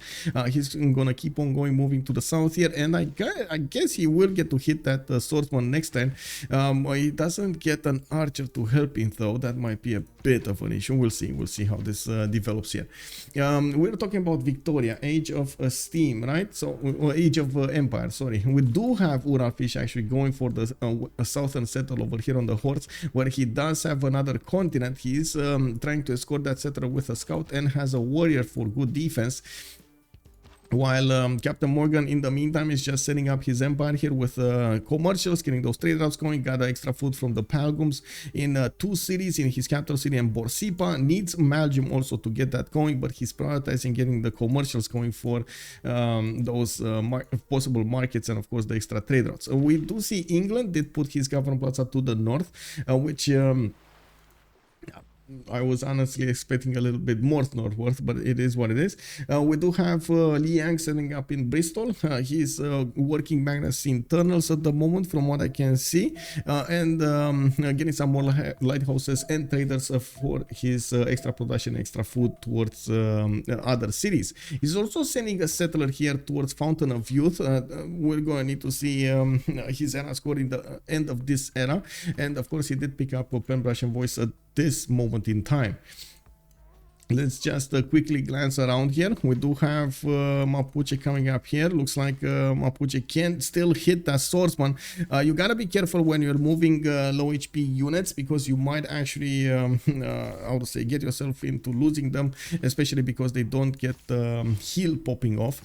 We do see more gold is being put into the Aztec nation, so he gets his upgrades going, and we do now have a decent amount of swordsmen protecting his borders, getting his archers also improved, so he can shoot back against these horses of Mapuche. In the meantime, we do have encampment training projects coming up from Killayad, and he is one project away from getting his general, and that's gonna give him the extra +5 bonus he needs to keep on pushing. CaptainMorgane with 11 science and 18 culture did choose to go for a pen brush and voice golden age. Now he's putting his settlers in production. He did wait to get ancestral hall on 3 cities, and with Belgium he's starting to build a Palgum. He's noticing, of course, 2 nations are coming against him from the north. England and Arabia are over there knocking on his doorstep, while he did start to improve his strategic resources and some amenities. I do see, for example, that a diamond tile over here did get a mine improvement. Not bad, not bad. But I don't think he's actually that happy. Yeah, he does have 0. He does have 0 happiness level, so no bonus for him. Killayad coming up with that monumentality golden age. We do see him pushing as hard as he can on Aztec, and we do see him also sending some troops back to heal themselves while he's sending new ones on the front line. We do have him managing to get the drop on that low HP swordsman in the forest, and now we do see the counter attack of the Aztec archers against that horse. That might actually give it a promotion. It's 9 out of 15. Now we do have also victory positioning in the city of Tenochtitlan. This is an emergency for Lenny, even if he does have the general, even if he does have the swordsman, he can't really at the moment slack. He needs to get this defense going. Also, Mardonier, can you check player Gavron Plaza buildings? Yes sir, I can. I've seen a World of Throne coming up here on Ngulu Mapu. I've seen Ancestral Hall over here coming up on Babylon. We do have no building here. Ancestral Hall over here for Elizabeth I. Japan did go for audience chamber. It's going for audience chamber, and actually that brings me up to the next subject. Xpli is starting to pump out his settlers, and you do see he's putting 3 more in production, and he already got another one here.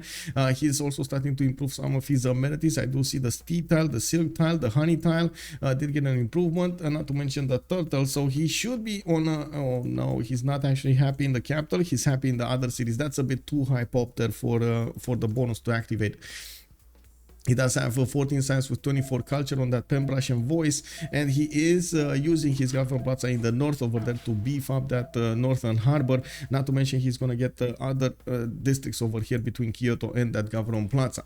SunBro with Elizabeth the First, we got 10 science with 26 culture for him, or 26 gold a turn, by the way, while Xpli is on 38. He is getting his extra settlers out, and with Ancestral Hall, he's going to pop new builders, even getting more. Oh my god, he's going to have quite a few cities here. He's going to try to develop as soon as he can all of these cities, not to mention expand into all of the territory he has available around this peninsula. SunBro did already get that Ancestral Hall. Okay, I do see traders, internal traders going around his cities. He's gonna need the Navy dockyards with the lighthouses so he can get some more. Encampment taken down. Killayad manages to get another win on the table here against Lenny. He took out one of the swordsmen out of the encampment, and it does look like he's inching forward. We do have new archers coming up on the east side. They're getting some promotions going, and of course getting the extra +5 is going to be important. We do also see the general showing up on the front line here. Drive by Blob, hello and welcome, sir, and thank you so much for the follow. Portugal will switch towards England. That is a possibility, and I do see Pupumestari is sending one of these settlers here. Honestly, I don't know why he's not settling on the banana, because I feel like England, Urallfish would require this coast, and that will open up a settle on the, I would say, southern coast over here. Another one for England. Maybe they're thinking of a different way to split this land. It is what it is. CWC, this please. Thank you so much for the follow, sir, and welcome to the stream. We do have to see also how Pupumestari is gonna get to help out his ally over here. He might try to do something later on in the game well, if Aztec survives this initial onslaught, because I do see this is not going his way, man. This is not going his way. He lost a lot of his swordsmen. He only has 2 more. The 2 that he has are already getting getting dropped by his opponent here, and it does look like he did try to get a line of archers to help him out with the defense. We might actually see him pop that horse to the north here. It looks like he's focusing this town. This is not really ideal land for Mapuche to fight in, especially in the floodable terrain. You do see he gets that unfavorable terrain penalty. Man, sometimes you can't help it, you know, like sometimes you gotta do what you gotta do. C'est la vie, c'est la vie. Looks like England also did manage to take down La Venta from the south. He's starting to finish that dockyard, and I do see his galleys are getting back. He did also get a builder there. I hope he actually got it from La Venta and didn't buy it. They do need the gold for a lot of other things. Even though Lenny is actually getting on the wrong end of Mapuche's axe there, we do have Curtis Love just shining when it comes to the stats here. He's on a 44 science with 32 culture. He's getting his temple up for more culture and more faith, and I do see he did put his 4th city out. We do have a 5th one, and I do see a 6th one being put into production from Damascus. Getting close up and personal with the CaptainMorgane, which at the moment is not really getting up there with the stats. He's on 12 science and 19 culture. You can imagine if Curtis Love does get the gold, we might actually see one of those replacement night attacks. How do we call the Mamluks, right? You call them Mamluks? We might actually see a Mamluk attack against his opponent. One good thing for Aztec is he did manage to get the walls up in Tenochtitlan, and that will be a serious problem for Mapuche to breach. You can see Killayad over here is starting to run out of health from his horses, and he does need to do something to help this out. It is basically a 1-1 trade here, but I gotta say it is much more important for Aztec. These units are much more important for Aztec than they are on Mapuche. They have much more value because they're rarer. He just doesn't have a lot of swordsmen coming around. Good thing is he's going to have all of these hills behind the city, which he will probably use to attack into the Mapuche line of attack. And as you can see, Mapuche does benefit from quite a few promotions on his own archers as well. We do have more horses showing up on the front line, and I do not see new cities coming up from Mapuche. I would have loved to see a few more. Even if they are in a dangerous position, I'm still thinking he can put a city over here on the east side next to the stone tile, for example. He can put a city to the northeast of Engulumapu, but at the same time, of course, focusing down your opponent is his opponent actually is quite important for him. Trying to do as much damage before he repositions and of course gets the balance going. Now he's only on 9 science and 15 culture, getting some extra culture from his Shemamul to the west of Puel Mapu. He did chop a lot of this land, and now he's starting to improve some of it. He's also focusing as much as possible getting those horses out rather than anything else at the moment. On Babylon, we do see those settlers are starting to move to the south, trying to get the benefits of that river. I'm a bit surprised he's not actually settling the city in the north over here towards England. Of course, England did get Manchester, and he got an extra trade route capacity, very important to benefit from. We got another city takeover. This time, Anshan did get taken over by Japan. Let's actually take a quick peek over here in the city-state screen, because this is something that we didn't talk about. Keep on watching Mapuche, warring Aztec, and talk about the city-states. Auckland with Singapore, Johannesburg, and Hong Kong are going to be the ones for industrial benefits.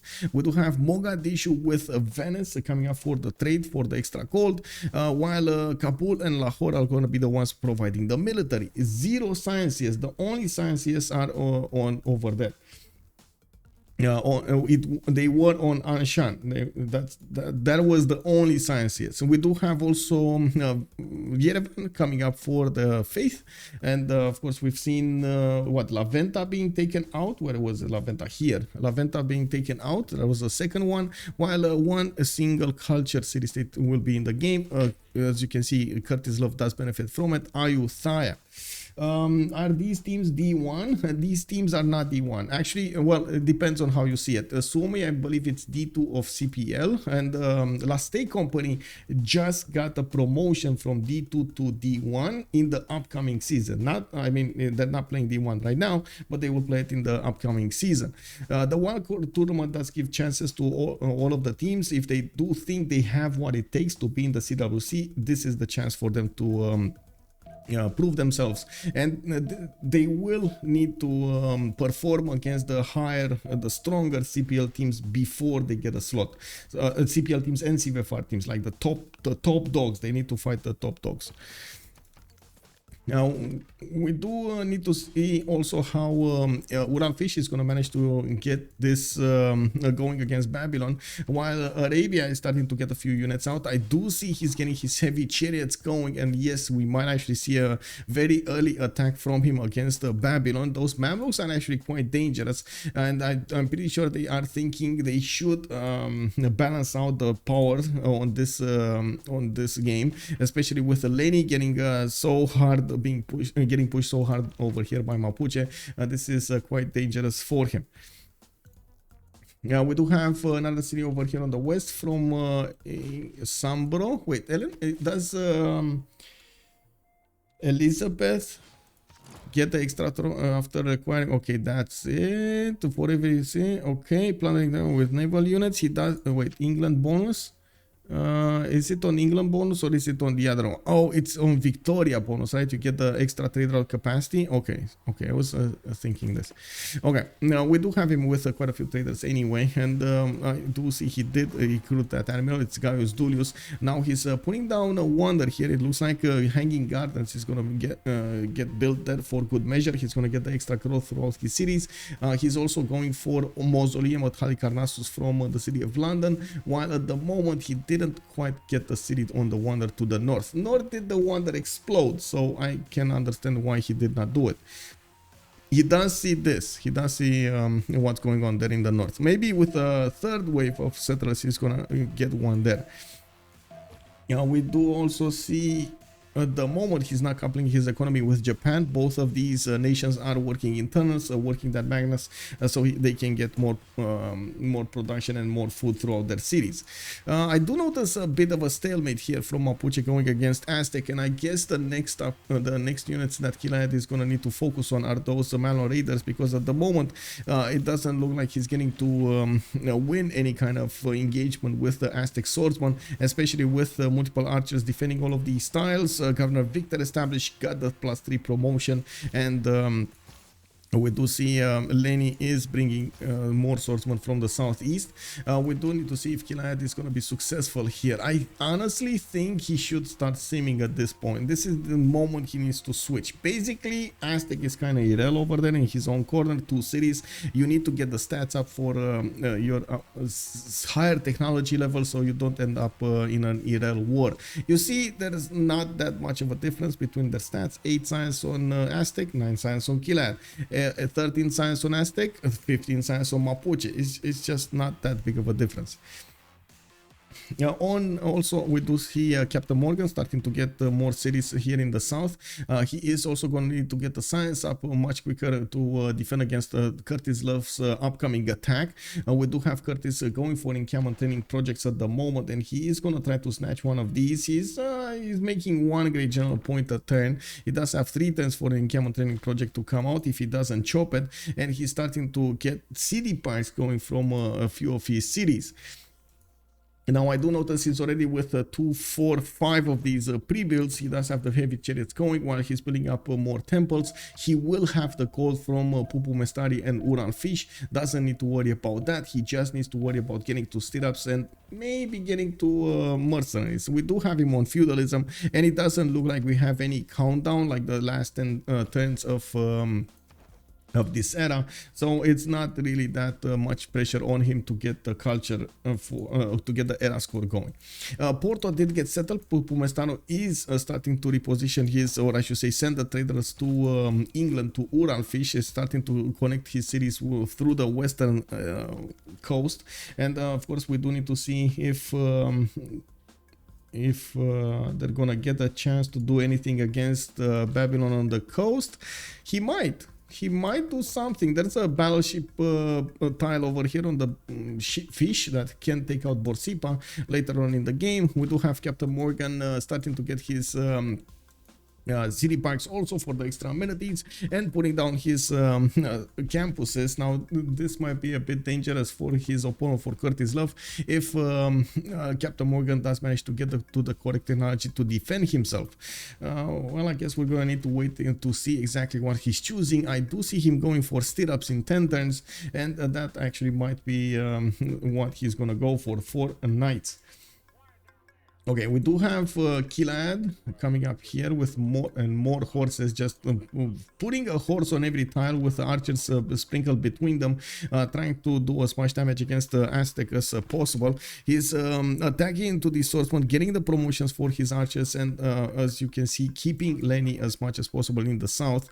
I do see Lenny is trying to get another settler going, and this is going to be important also for him to expand a little bit more. While I have a bit of a question in the back of my mind is, why is Mapuche over here not getting 2 more cities? He definitely could. He does. I guess he doesn't really have amazing slot, but 2 more cities does mean more districts anyway. So okay, it looks like Mapuche, what is he gonna do? He's actually gonna sacrifice quite a few of his units to get the drop on these units of Aztec and push him back in his cities. We do have also these archers doing quite a bit of damage.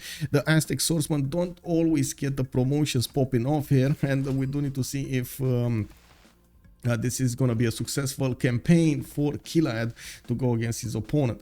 There's a very decent amount of, well, I guess a decent amount of archers shooting from the forest here in the south from the hills. I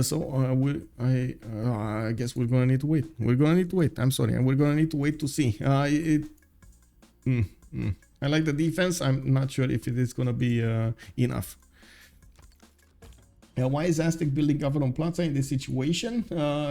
Pollux, the reason he's going for Warlord's Throne is because he wants to get more Warlord's Throne. He wants to get more production towards the land military units. You get the 25% production, and reduces the maintenance cost. So he doesn't actually gobble up that many gold points from his allies. It also gets the government title. It's actually quite important. The same Mapuche did the same over here in his own government Plaza. Yeah, I do want to take a look at the others government plaza. So Ancestral Hall coming up from Babylon, he did finish it. England did go for Audience Chamber, higher pop series there, okay. I do see Cairo did start up on his Audience Chamber right now. And he should be really close to stirrups. Where is he? Where is he putting off stirrups? He's going for mathematics coming up in 1. And I don't see the upgrade button. Oh, never mind. He has a Mamluk. Oh, okay. He has 2 Mamluks. Okay, so he's actually going. These guys, man, do pop those heels off, and they're actually quite dangerous if you do manage to get them against your opponent at the correct moment in time. It doesn't look like Babylon is prepared with any kind of military here. He's gonna need to get a military going if he actually wants to survive. Arabia did also manage to recruit a great general for his Mamluks and started to explore his lands to the south here. Whoa, might actually snatch a settler here if he keeps going with that Mamluk to the south. In 30 days, no more Babylon. Well, we're gonna need to see how Curtis Love is gonna manage to do this. It's well known actually that Babylon does also get quite a bit of science, right? So we do have him on 30 science and 38 culture. We do need to see if he's gonna keep on ramping up that additional science, and we're gonna need to see who's actually recruiting these important great people. We do have a lot of admirals. We got a lot of generals being recruited here. Merchants, Babylon did pick up Zankian for the extra trade capacity.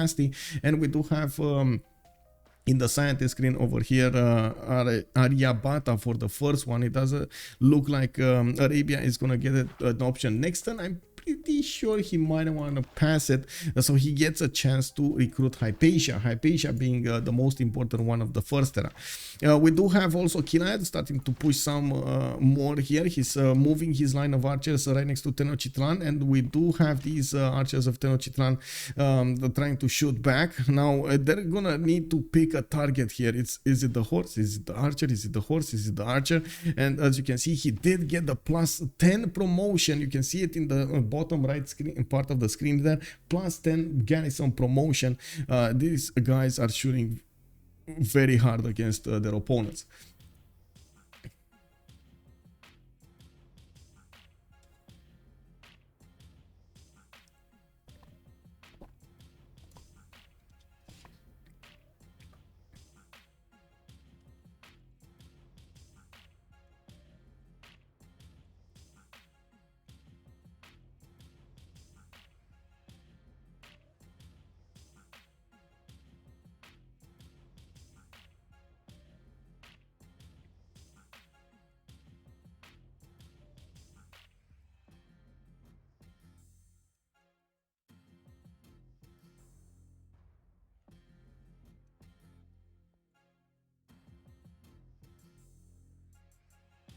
1 second over here. Give me just a second.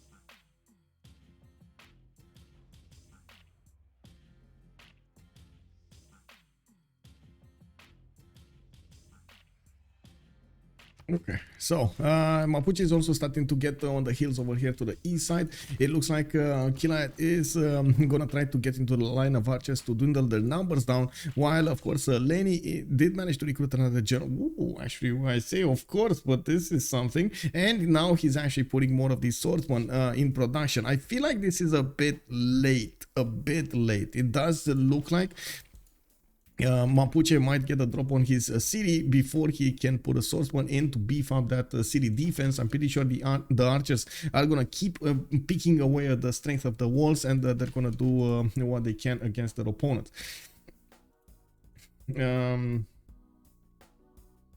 On the west side, let's see the Mamluks rage attack here. We do have Mamluks moving to the south. It looks like this Mamluk did not actually get to see the settler to the west side. CaptainMorgane did put it in the forest, and we do see Curtis Love coming up very close to that Sabun Kipidum of Babylon. He might actually try to go into the capital city, so he manages to pillage a few tiles over here before he gets any kind of war moves going. Arabia at the moment does not benefit from GMC, so he can't really use his faith return to get more units, nor does he have a lot of faith return. He's on 38 faith return, 41 science, and 45 science actually, and 57 culture. Getting more libraries going. He did pass on Aryabhata, with England coming up as soon as a choice. We do have him upgrading more of these Mamluks, and with the Great General giving him bonuses, he is going to be quite happy to go against his opponent. I do have to say Babylon here did remain without a general. That might have been exactly why we saw the option over here of his opponent of Aztec to pick up that last general, so he doesn't give any choice for CaptainMorgane to pick up one. Give me a second here.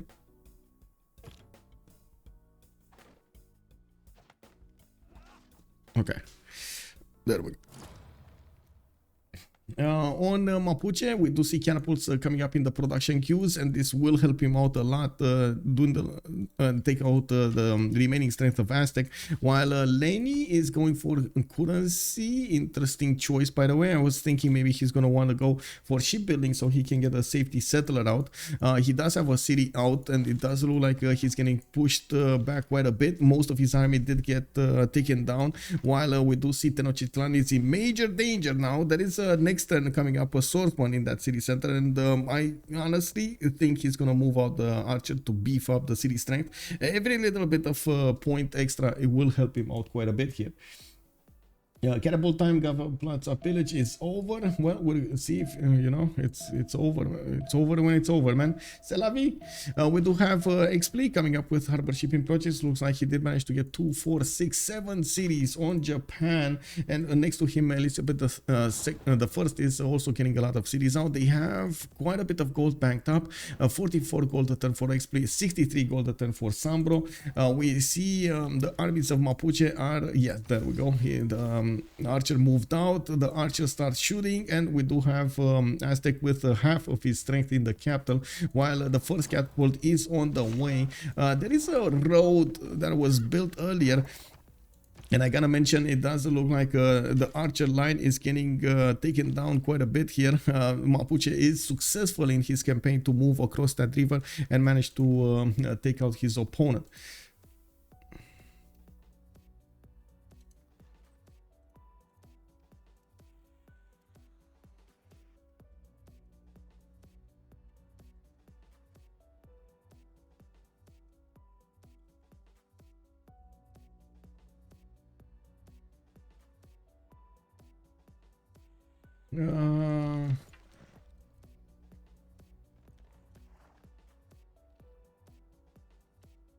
1, 2, 3, 4, 5 catapults. Oh man, I mean, honestly, this is how you play an all-in, right? This is how you play an all-in. QD12 SQ DQ SDA SDF3 SDSD. Hello there, sir. How far is Elizabeth from the Sea Dogs? It looks like it can hurt Curtis quite a bit. Oh my god, that was a long long name, man. Let's see. He can hurt Aztec. Yes, I think he should have them. Let me actually take a look at the tech side here. Now we do have SunBro going for Silver Service Apprenticeship. No, he's on 30 science and 51 culture. He's not that close. Okay, well, I'm pretty sure he used all of this time to actually get the cities out, and now he's gonna try to get the science up. We do see him finishing up his campuses and starting to acquire some more extra points. He did get Mausoleum at Halicarnassus in London, and finished up Hanging Gardens in his city of Birmingham.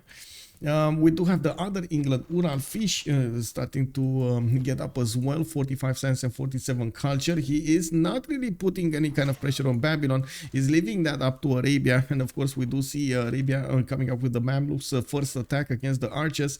He did get into the city of Babylon here, getting behind enemy lines, while CaptainMorgane is desperately trying to get his knights out. The stirrups are coming out from two of his cities. The knights are coming out from two of his cities, Belgium and Babylon.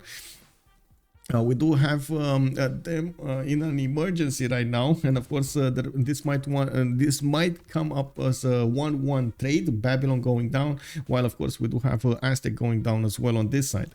We do have Killayad with just a few more hits to take out those walls in Tenochtitlan. The catapult will need to get in there. It doesn't actually get the bonus from the general at the moment, but it will need to move and shoot afterward. It will get to move and shoot after he gets into the range of the Great General of Mapuche.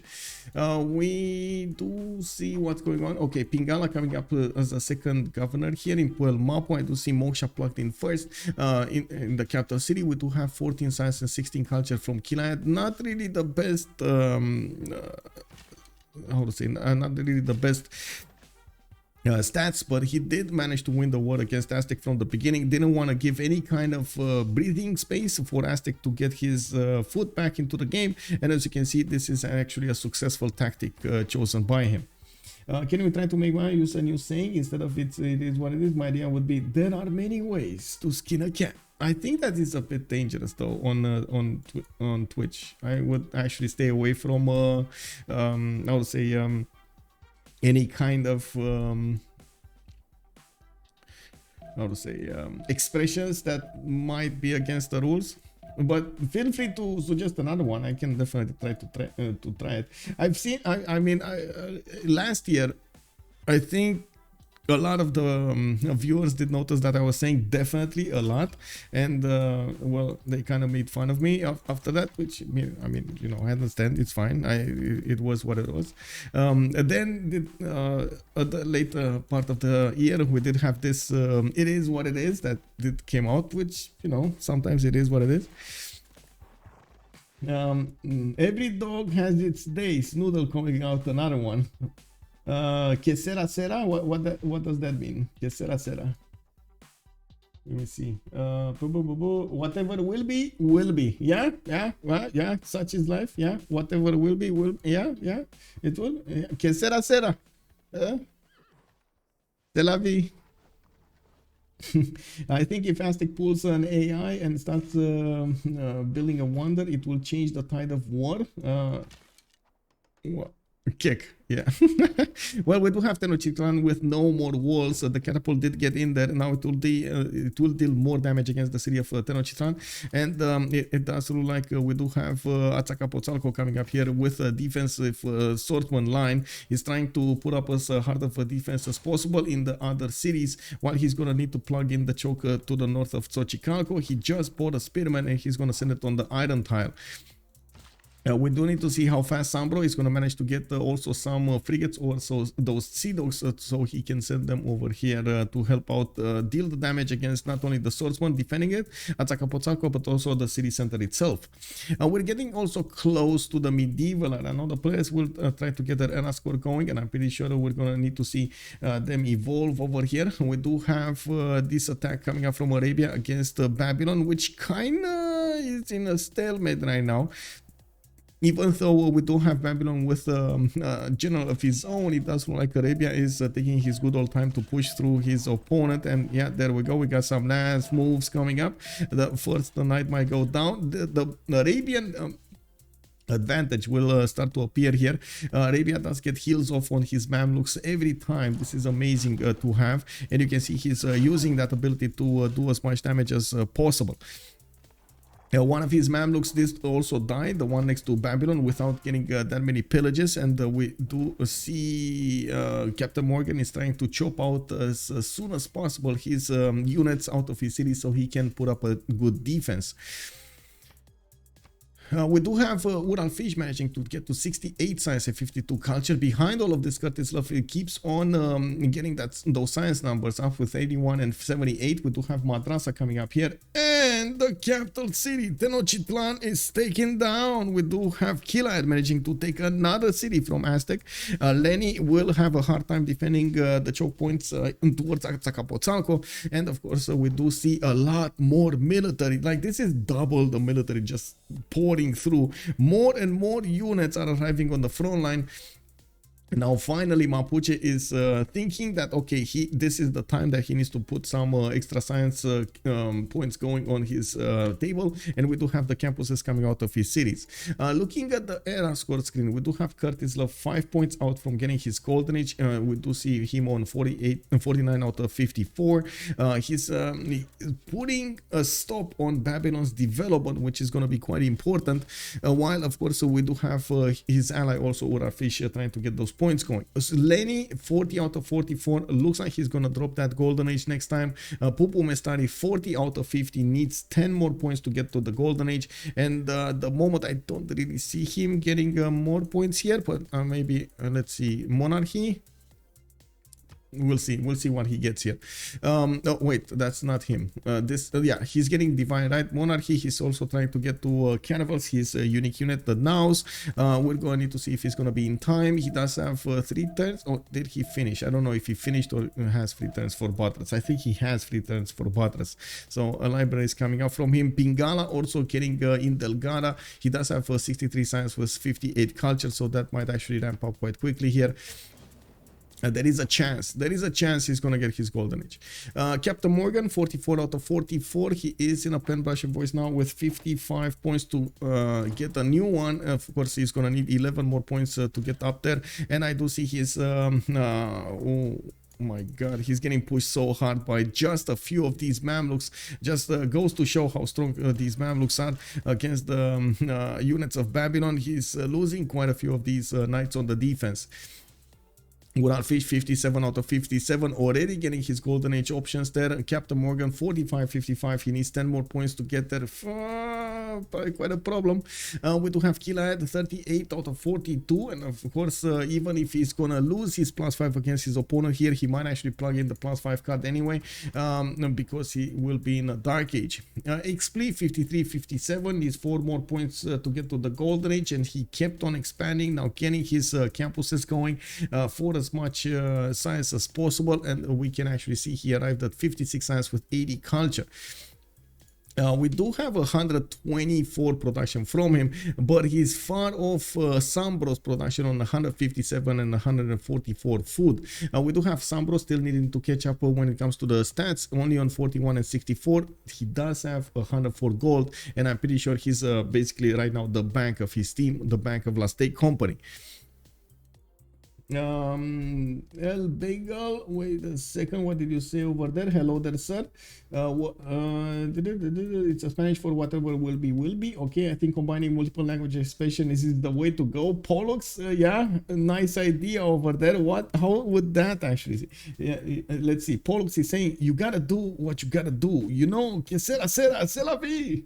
Huh? I mean that's a bit long, bro. You know. Stop me when I'm getting there. Stop me when I'm getting there. Oh my god, you're not stopping it. Oh, too big. No safety settler for Aztec indeed. That will be a problem for the team here. They will probably lose a military alliance at some point, and I'm pretty sure that will be dangerous.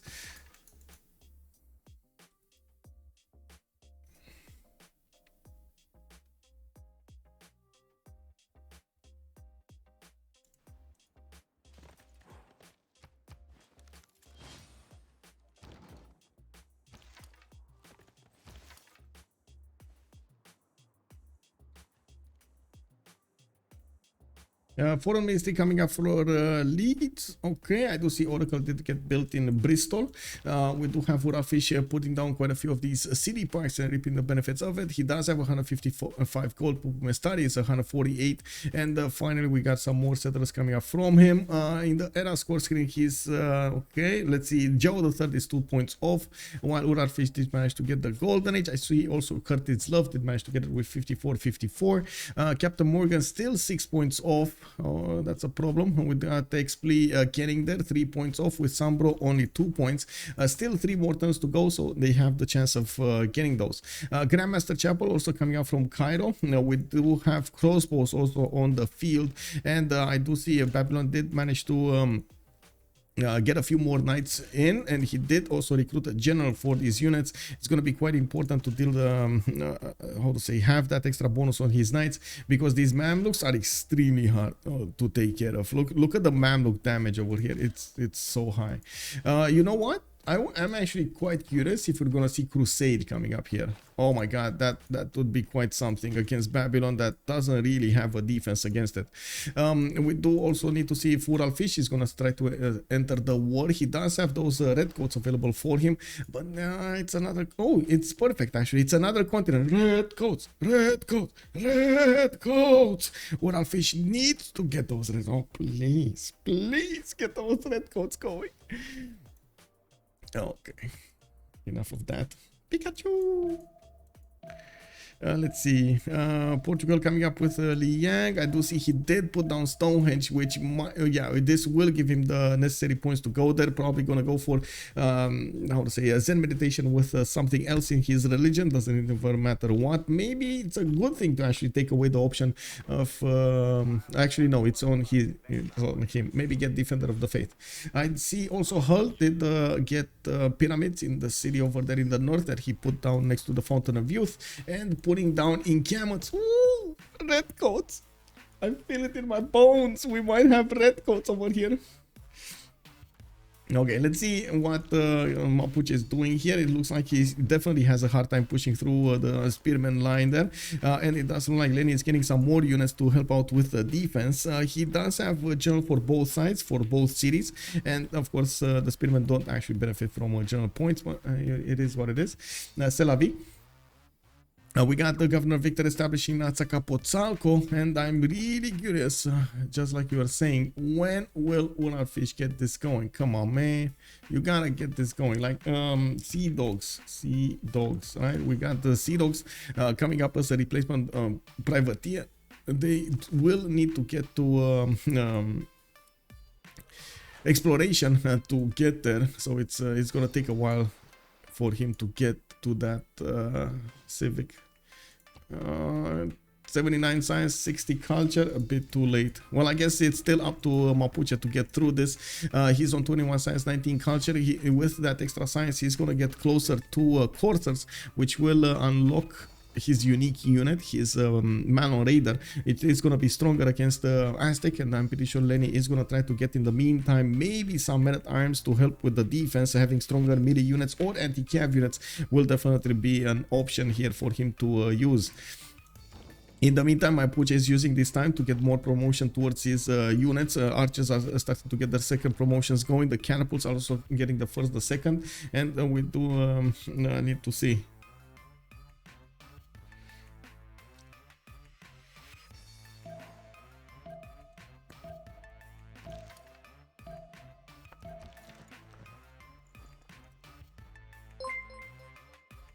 Whoa. Keep the hype going on spot hype on spot hype on spot hype. Woo, let's go. Mazachan, thank you so much for the prime. Much appreciated, sir. Much appreciated. It gets going. Mapuche is breaching the line. We don't have him getting the forest towards Azcapotzalco. Now Aztec did get that western side also breached here. His catapults will need to keep on moving and need to get over through the forest. We do need to see if Killayad is going to manage to do a successful takeover of the remaining two cities of Aztec. While at the moment I do see Lenny is not getting a third one out, so he can get a safety settler going. We do have the successful defense of Babylon. CaptainMorgane did manage to fend off the attack, but at what cost? He's on 29 science, 43 culture. He's gonna need to repair his government plaza specializing building and his campus to get that extra science going. He did manage to recruit a general, which is helping him out so much. And now Arabia doesn't actually have new units to play with.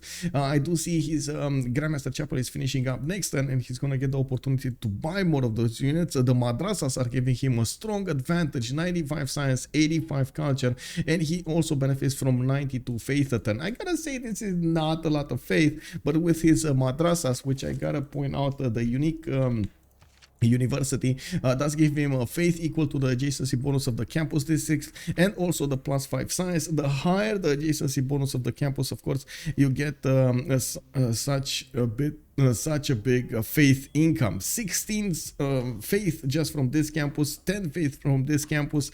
He's what is his third one? Sana never built one. He never built one. He actually did get an encampment with a stable in it. Never built a Okay, never built a campus. He does have another one here that's a +6, and I'm pretty sure Aleppo is going to need to build one.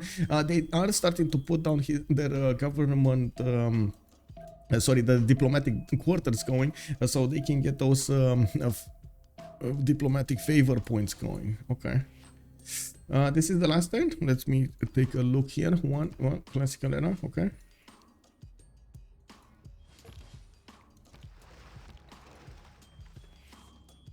And it looks like Mapuche is, of course, feeling quite happy expanding some of these units to get the extra points in of attack against Aztec, against the remaining units of Aztec. Like I was saying, the units of Aztec are much more valuable because they are less. And of course, each one of them taken down does mean it is going to be much easier for Aztec to pour through his upcoming units. He has so many of those horses in the north over there.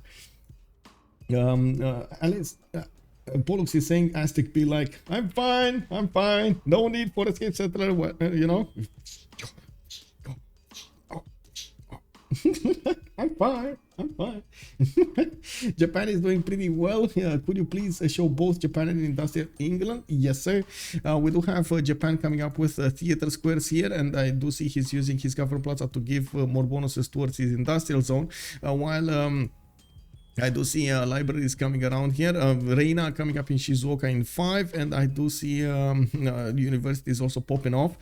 He's gonna start to get the aqueducts going, so he gets more production towards these industrial zones. Even though I see this industrial zone, yes, it's a +6, but it doesn't actually benefit from an aqueduct adjacency. It's fine. He has so many other districts, government plaza, that it's fine.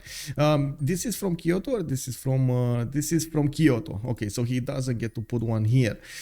He's also gonna need to start getting his shipyards going for extra production, and right now he's doing 15 science. He switched to a free inquiry golden age, and we do see on the other side Victoria did switch to a free inquiry golden age. This brings me up really quickly to another subject. Saladin, Penbrush and Voice golden age, this time no monumentality. Lenny is dark age. We do have Pupumestari free inquiry golden age, Urallfish free inquiry golden age, both of them.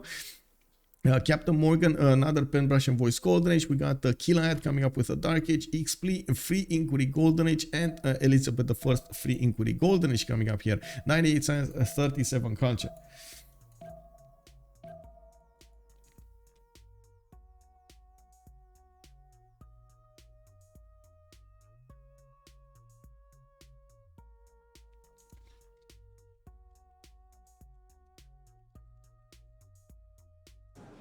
Okay, let's vote down everything here.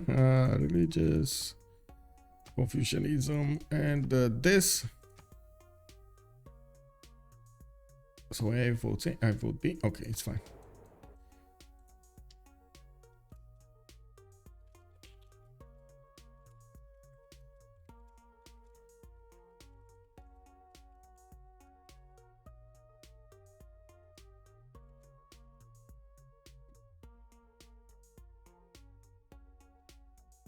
Okay.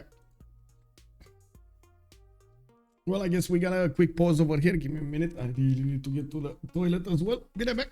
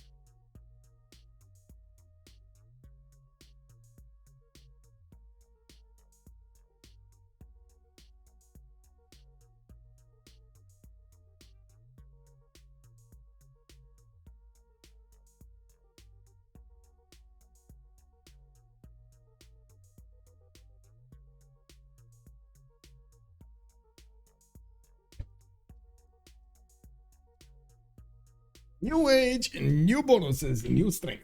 And the other side, it seems like Babylon has sent his settler towards west. He didn't actually. Oh, he's seeing the writing on the wall here. He's getting out of that. Let's see quickly what happened in the Golden Age. We do have in the World Congress session, we got industrial city-states coming up with do not provide the suzerain bonus. Looks like a Confucianism coming up as the religion chosen to be condemned, and diplomatic points go to Hojo Tokimyun. We do have universities coming up here for Hojo, getting that science going. You can see him jumping up to 160 science and 82 culture. To be honest, the two naval nations are not that far apart from each other. Yeah, we do have Aztec starting to build the walls, even though I'm pretty sure the catapults will make quick work of them. It just will buy out some time. We do have Mapuche putting the catapult in the front line there, so he starts to deal the shots on these spearmen and get the promotions in. Very nice, very nice. Okay, Killayad moving forward. Atacapozalco is getting hit, but the walls are going up next turn, and he does have a few more units next to his cities.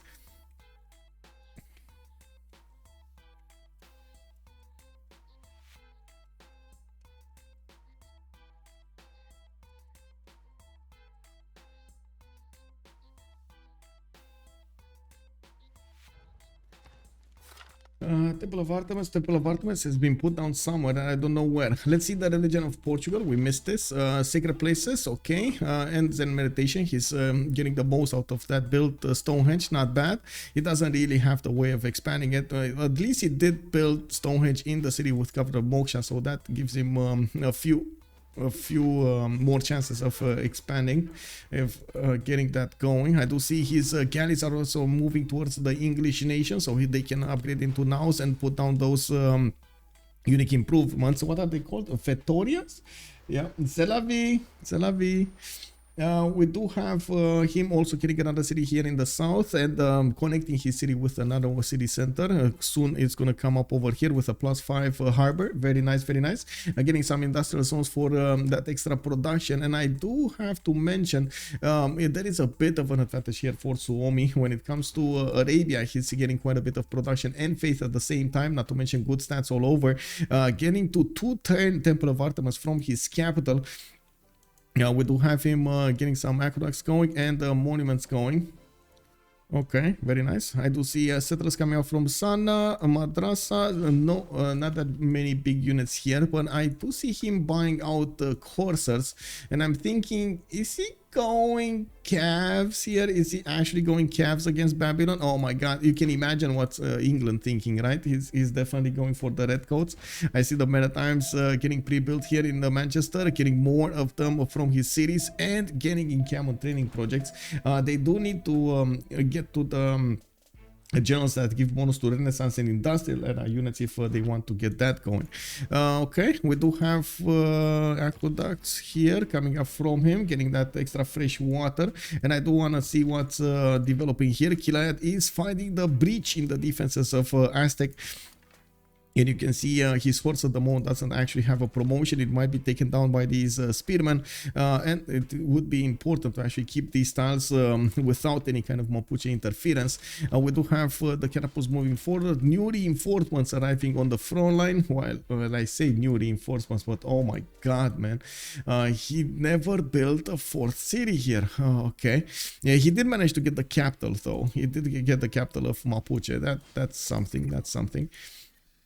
Now we do have him getting more science up, and as you can see, he's 5 turns away from castles, managing to discover mercenaries in 1 turn. I do see he's also gonna get more horses on the front line. On this side, England is starting to build up his industrial zone count, even though he did choose to put Governor Plaza to help out with the adjacency. Unfortunately, that also takes away from his option to get those aqueducts going, and this will be a bit underwhelming. He's gonna try to get as much production as possible from these tiles. And I'm pretty sure he might want to try to go towards industrialization soon. Looking at his traders, the whole economic zone is starting to take shape here between him and Japan. Both of them are starting to get to that moment in time when they're gonna get Wildcard as a card. It's an extremely important card that you get over here. Whoa, here. Wildcard, I think that's the correct pronunciation. The trade routes to an ally city or vassal city do provide the plus to food and plus to production for both cities. Extremely important card. You also get the plus 0.25 alliance points per turn for all alliances. Yeah, we do have Reina being plugged into the north here. I do see Japan is getting some samurais in the water. Not sure where he wants to send them, but I guess we're going to need to see. There is a possibility for Japan later on in the game to battleship Arabia on his eastern border. He does have two cities that he can reach with battleships, Cairo and Sana, and also this will open up an option for him to get the planes out to bomb from above Arabia. This is going to be quite a problem here for Arabia, for Curtis Love. Yeah, that's one of the reasons he's going to need to keep up with the science he needs and keep up with the culture, and at the same time attack Babylon. It might be a bit too much for him to do so throughout the game here. We do have also Babylon starting to get into the line of defense of England. Many times did get to improve here, and of course Urallfish is stopping that dead in their tracks. Sea dogs are also starting to appear, which will give him an option to shoot from the seas, and from the city center, which will be quite important. There's no option for him to easily take Borsippa or Karnak, but there is a possibility. I gotta mention it. Urallfish can get a city, a connection city over here on the diamond style or the forest. Ideally the diamond style, so he can pour through the southern lake, or I should say inland sea. Karnak would be quite valuable to take over, and of course Durmuti is one tile off, so he can't get there. Battleships again is going to be an option. We do need to see also what's going on here. Looks like Mapuche did get pushed back from that tile. The spearmen are starting to win the wars here and pushing him back. Lenny is 5 turns away from the military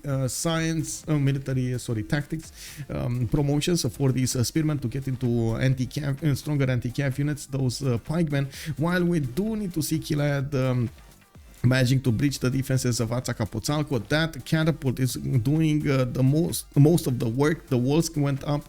It looks like it will deal enough damage next turn, so it can actually take that down. I wouldn't be surprised if he's gonna switch the catapult over there and get the promotion in for this catapult, so he can deal the damage with a new one. Not to mention, I do see horses from Mapuche are moving to the east, trying to find a way to encircle the city.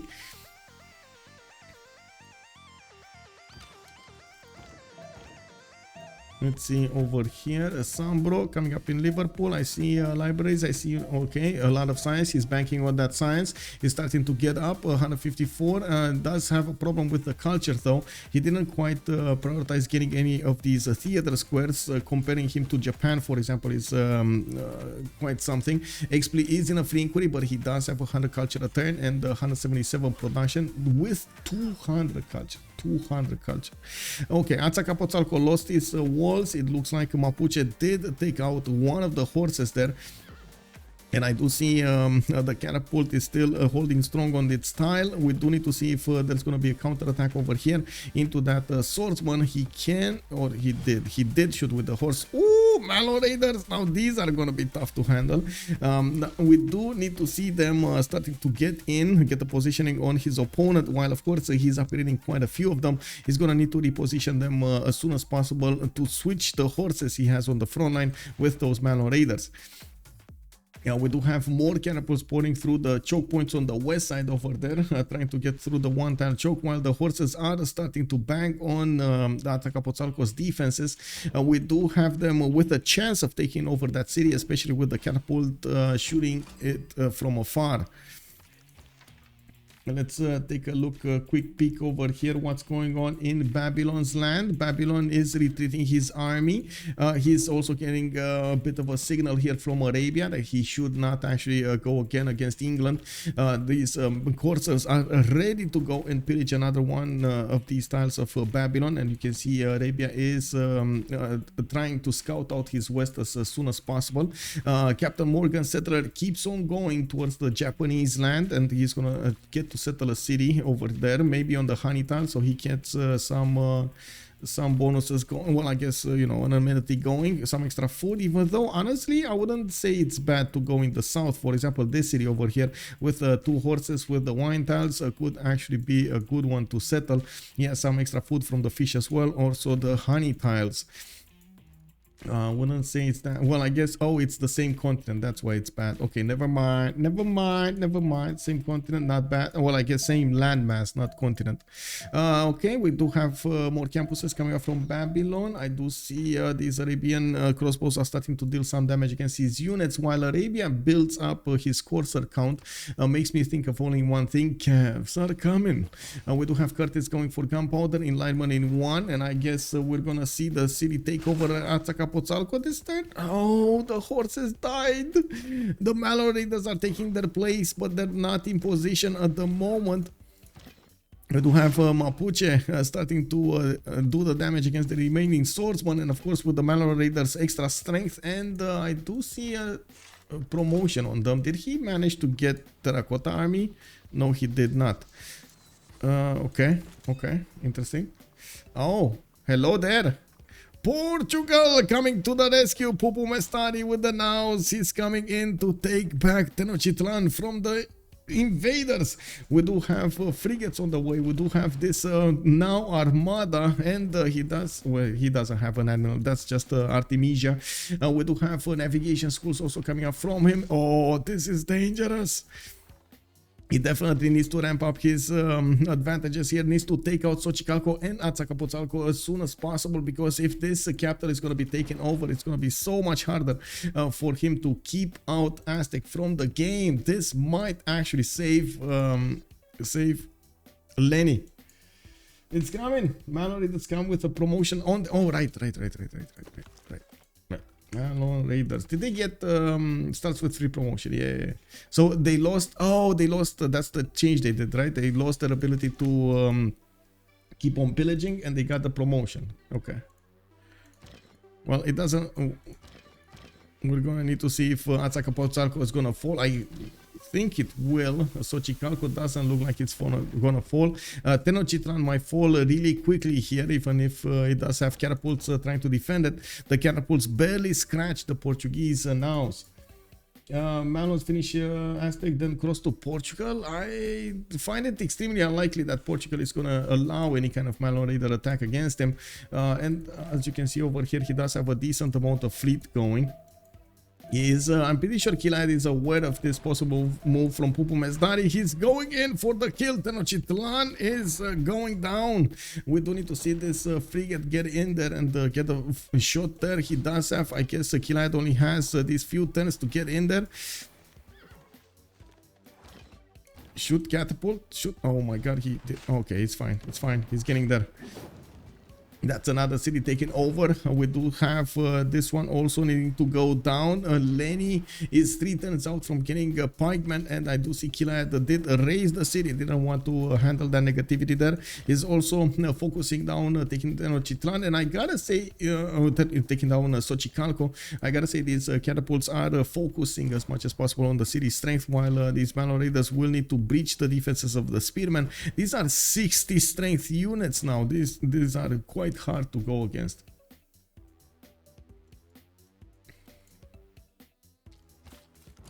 Let's see on the western side with that much science on Urallfish, we should have him going quite fast towards the redcoats. 177 science, 65 culture, 200 production versus CaptainMorgane's 47 and 52. More units are coming out from Arabia also on the front line, while he did stop a little bit to get a few more settlers going. He did finish his Temple of Artemis in the capital while he's getting his industrial zone going. That's only a 2 adjacency industrial zone, not the biggest one that you can have, but it is something. And we do have Urallfish getting his consulate. I do see he's getting arenas from Bristol. He did put it in place that he could actually get Colosseum going on that maze tile. I wouldn't be surprised if he's gonna try to do it. Fetoria's also coming around here from from Pupumestari, which does increase the gold per turn. 218 coming up from Pupumestari. Urallfish is on 185, and I do see we do have Mapuche still needing to figure out a way to breach the defenses against Aztec and take Xochicalco from him. Malo Raiders also coming up here to help out with the retakeover of Tenochtitlan. Killayad, I would say, would need to get the catapults outside of the city and maybe upgrade his archers, but I don't think he has the crossbow upgrade on him. We do have Curtis Love next turn getting the military science upgrade that will allow him to get the calves and 3 turns for nationalism. He's gonna hit his opponent with court calves. Ooh, that's gonna be tough. The only problem is he doesn't have a lot of them. Okay, is this gonna be a first move? Looks like Xochicalco is getting hit here. It's just one more turn until he's gonna take over that city as well. And we do see Portugal is gonna get Tenochtitlan. We do have Killayad with quite a few archers and more catapults to hit that city back and take it away from his opponent. While at the moment there's Mapuche here just doing as much damage as he can against the remaining units of Aztec, denying him the opportunity anyway from getting a safety settler out somewhere. Oh, worlds are coming up next. Oh my god, that city saved. That city is, guys, they saved Lenny. Lenny is alive. They actually saved him. Wow. Okay, commercials coming up from Mapuche. He's transitioning a little bit into an economy. He does need the gold per turn, even though his allies did help him out quite a bit. I do see amazing production coming up from both Hojo and SunBro. SunBro is setting a few more cities over here, right in the face of his ally, and I do see he's starting to put those shipyards from all over his cities, getting some workshops done, and he did get Colosseum. Not a lot of cities are being hit, but still enough of them. I do see 4 of them are getting the points in. 2, 4, 6. Yeah, Bradford. This is one or 2 tiles off for 6, 8. Yeah. And of course I do see some workshops are getting done there. It's very important to get to industrialization here, and I do see Xpli is gonna go that way. Industrialization coming up in 2 from Hojo, while he is on the most science in the game, 218 points and 101 culture points per turn. Getting campus research projects going. Let's actually see who did take Hypatia. Okay, it was actually Arabia who did manage to take off Hypatia. Now we do have Hildegard actually being recruited by Arabia, getting his holy site adjacency also to provide some science. Not bad, not bad. I gotta say he doesn't really have amazing holy sites, but I'm pretty sure he's trying to use the science. There we go, +3 over there. That's about it. He never finished this district up. Never finished his holy site in Baghdad. Wow, okay, that's some extra science lost there. Okay, so Xochicalco, I do see the frigates are starting to take the shots against the Malo Raiders, and the Malo Raiders still do quite a bit of damage against the city center. I wouldn't honestly, like looking at what Killayad did throughout the game, I wouldn't actually take it as an option from him to just keep on attacking the city of Xochicalco until he kills it. You can see Tenochtitlan is slowly taken down here. The multiple archers are doing the shots. There is a new Malo Raider arriving then, and it might actually take back the city. He does. Wait, Pupumestari didn't flip it?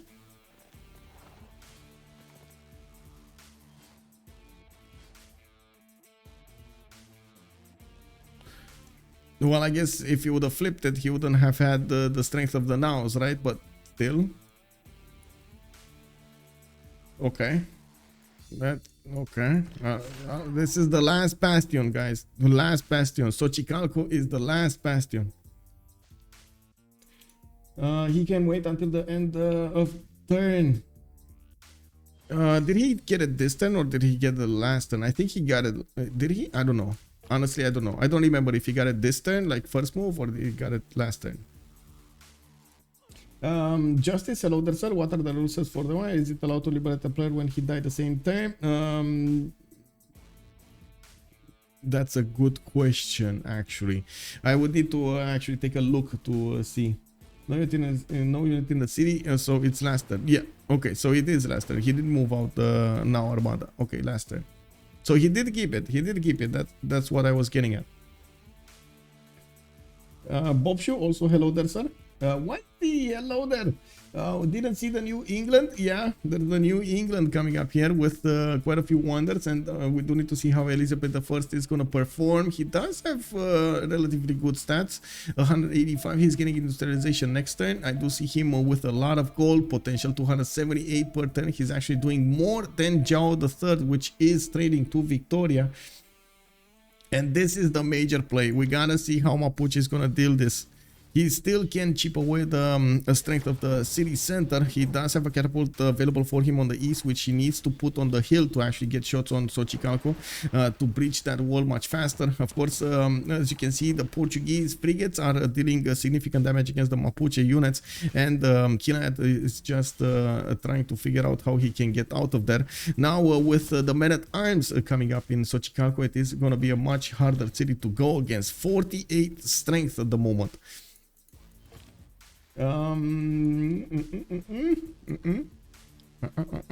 Okay.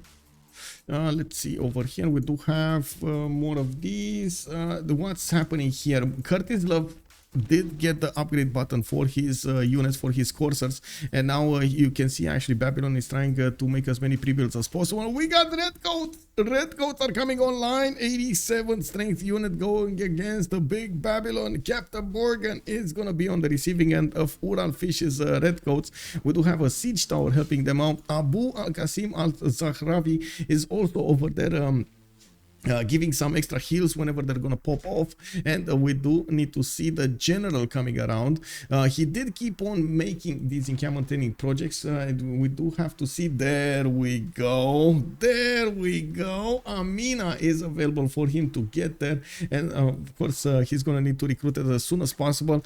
Get more units on the front line here so he can deal the final damage against Babylon. It's gonna take a while, but it's getting there. Military science coming up from CaptainMorgane. He will get available Niter, and we're going to need to see if he does manage to get to men-at-arms or a stronger unit, even though even men-at-arms, I don't think they're going to be up to the challenge of withstanding these redcoats.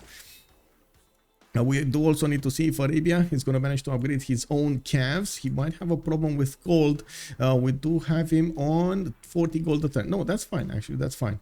And I do see him getting more industrial zones, getting this position going with the aqueducts here to boost the adjacency bonus, workshops in his capital, and finally getting some campuses, Sana'a and Mecca. I am really curious why is he not upgrading. Okay, any more things happening here? No, he just pillaged campus, pillaged fertile, and I do see the catapult did move one tile. He's gonna move and shoot, and of course you can see the frigate actually doesn't have a way to shoot down the catapult. This is very important positioning here. There is no way for the frigate to actually help out Lenny take care of the catapult. Tenochtitlan is right now shooting range for these Mapuche units. All of these archers are getting promotions. We do have some now just waiting to take back the city, and the Mapuche is denying this at the moment. Let's see how this is gonna evolve, if they will manage to finish off. I'm pretty sure Killayad is gonna find a way to finish that off. Let's quickly take a look also what's happening here. England will get the opportunity to push his opponent quite strongly here.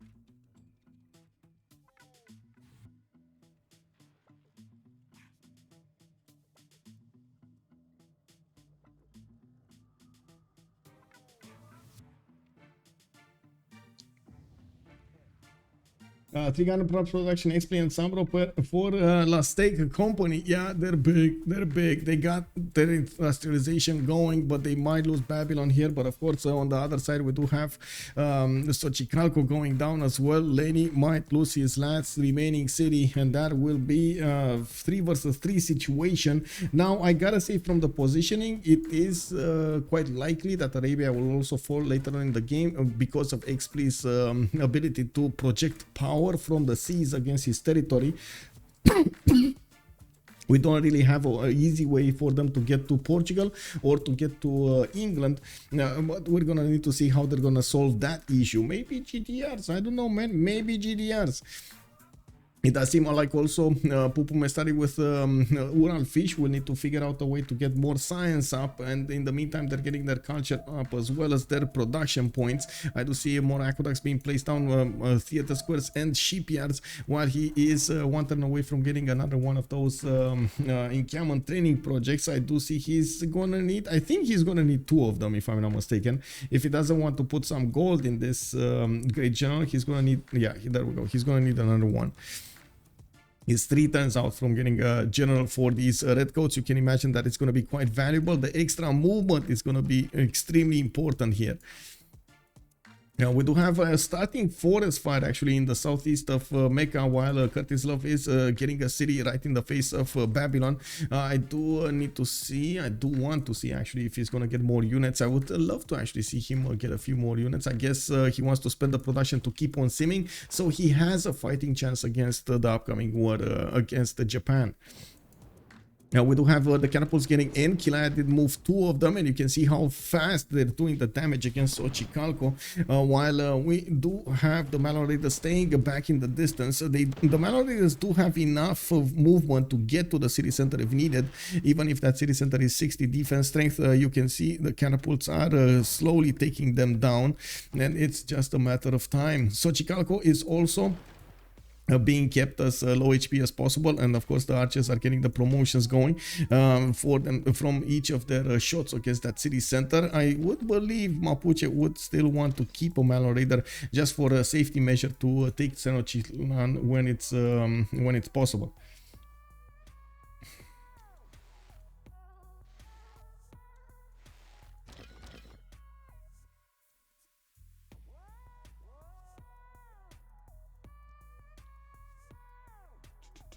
They killed Lenny. Yeah, well, oh my man, the thought to thought, bro. And Sasu, honestly, I was just thinking of that expression, but I was just thinking of that expression. Yes. Oh my god. They killed Lenny. No. Oh man, if you guys don't know, it's a reference to South Park. I'm pretty sure everybody knows it, and I gotta say, I gotta ask, did you watch the last episodes of South Park? Oh my god, the one with the AI, bro, the one with the AI, it's amazing. Does Aztec have an escape settler? No, no, Spoon, this is it. This actually, oh, you pointed out something very important. This might come up as a 4 versus 3 situation with Suomi actually being on the 3-1. That will be a problem. Yeah, we do need to see if Mapuche is gonna deal the damage, the final damage. Xochicalco is, oh, it's still up. It's still up. He needs to get another attack going. It wasn't enough damage. The city survived with 5 out of 200 garrison health. Okay, Frost Galaxy Gamer says no. Yeah, okay, I understand. I see how it is. C'est la vie, bro. C'est la vie. No, wait. I need to say it in full French. C'est la vie, mec.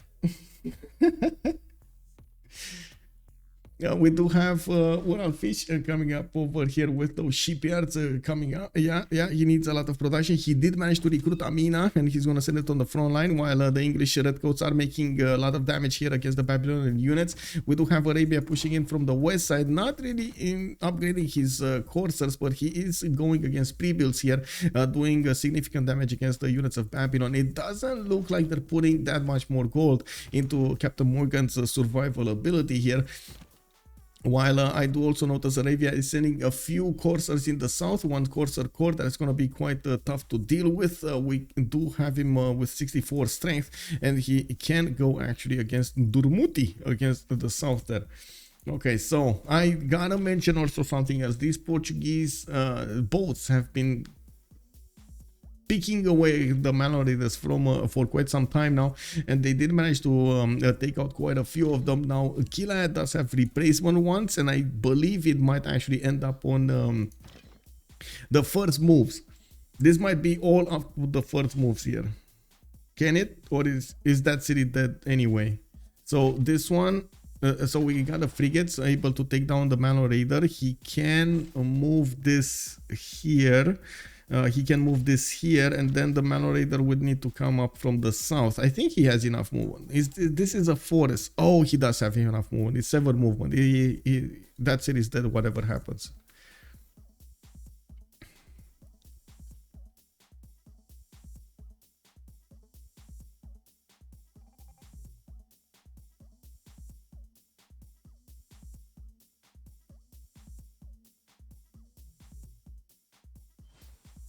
Okay, let's see.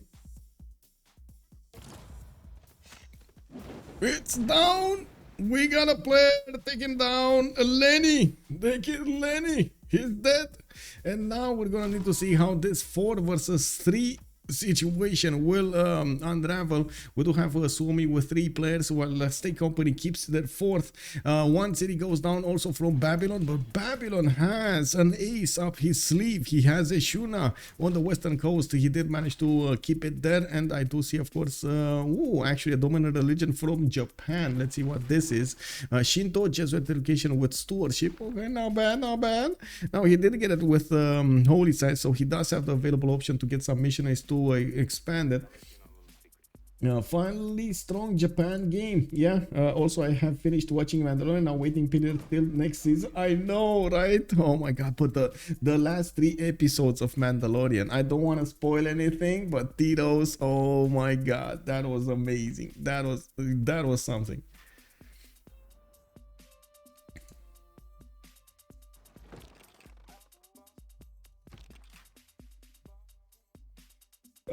Why was the other city not liberated? My initial thought on that is they should have liberated it. My second thought was they wanted to keep the extra strength of the nows, so maybe it will be harder for Mapuche to take it back. Well, they realized that didn't happen, so...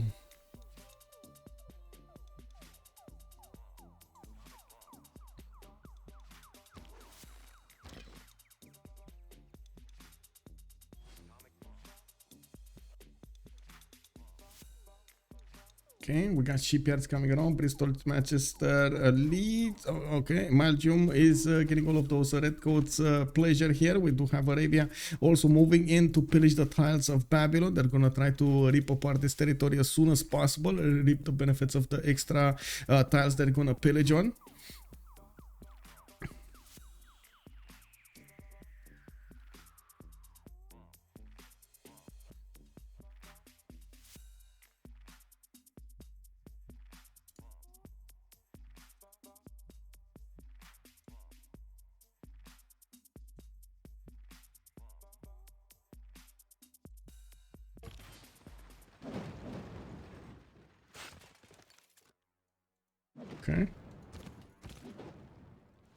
Okay. Let's see. Borsipa going down, getting 2 shot by the redcoat, almost 1 shot there.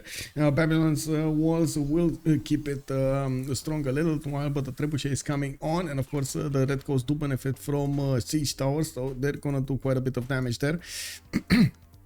We do have some sea dogs coming up from England. They're trying to figure out a way to do something, but they won't.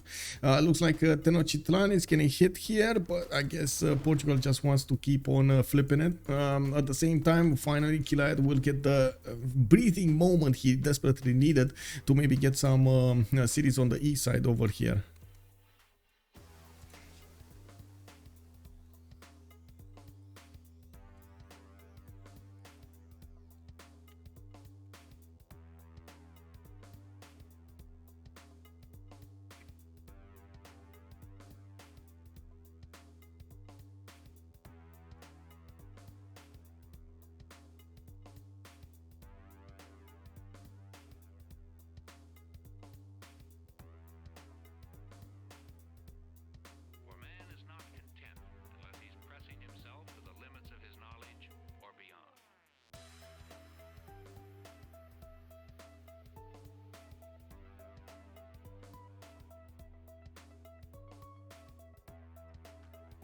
Does the harbor Jesus in industrial zone GCC cards impact shipyards? Yes, Yes, yes, they do. Yes, they do. And that's the most important thing when you do need to get those shipyards going. You do need to get stronger harbors as much adjacency as possible and getting into them. Let's see, Bombard's coming up from Arabia. He's going to need to prepare a defense against a possible attack from Japan. He does see the ironclad on the western border, and I do see Arabia is starting to buy out a few apostles here. He's going to need to finish his religion. We do have 5 more turns until the ending of this era. Some of the players will try to get a golden age, while some others will just slowly get into a dark age. Curtis Love, for example, is 1 point away from getting a normal. Not really ideal, but I guess we're going to need to see what he's going to do with it. Pupumestari also 80 out of 88 points. He needs 8 more points to get to a golden age. He will actually have a lot of benefits from getting to a golden age because of the possible reform of the coinage that he's gonna get. Urallfish dark age, a bit nasty. It is what it is. I find it unlikely that he's gonna get the necessary points to get it, but of course we're gonna need to see how much he's gonna get acquired in these upcoming turns. He is pushing Babylon as hard as he can, and I do see he's going to take another city this turn, Borsippa, while he's going to move to Karkar and Babylon, the capital city, while Durmuti is probably going to be the last one taken over from this continent. We do have also Killayad, 62 points out of 63, just needs 1 more point, and he's gonna be in heroic age. He did go into a dark age this time, so next one is heroic. Now it looks like CaptainMorgane is not gonna get there, Xpli not gonna get there to a golden age. Let's take a look. Okay, Tenochtitlan got taken over again. Mapuche might just give up on the defense of it, already taken it. It doesn't look like it's gonna pay off. He lost the majority of his army, taking down the last remaining city of Aztec, but it is worth it. Taking down the player from your opponent is very worth it, especially because somebody from this game lost the military alliance. I don't know whom though. I do see the I see the red. Okay, they do have military alliance. Arabia. Hello. Okay, Arabia doesn't have the military alliance. That's what's happening. Arabia doesn't have military alliance. Okay, so that's why. Okay, we found our answer. That's why he didn't upgrade his cavs, because his units would have been weaker anyway. And he just wanted to get a few pillages, help out England, create some chaos while England was doing the major.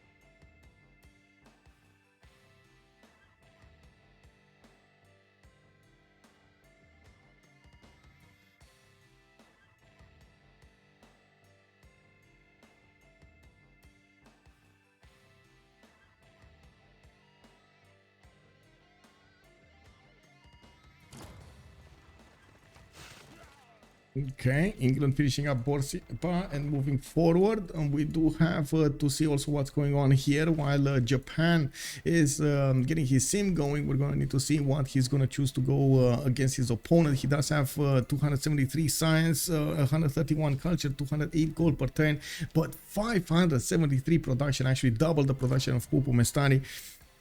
I do see now we're gonna have some of these factories coming online here from England, and he's getting finally the benefits of that city in the north, Preston. We didn't see when that popped off, but yeah, it's good that he did. He did try to build Petra in that city also. It just never got built. It is what it is. We do have more Sea Dogs coming around, and I do see on the western side he doesn't really have to handle anything here. There's a very weak well, there's no opportunity for him to go on the west side and connect his land, well, his seas with the Portuguese seas. It looks like that the navy of Portugal is just gonna have to be just to stay in his own ocean.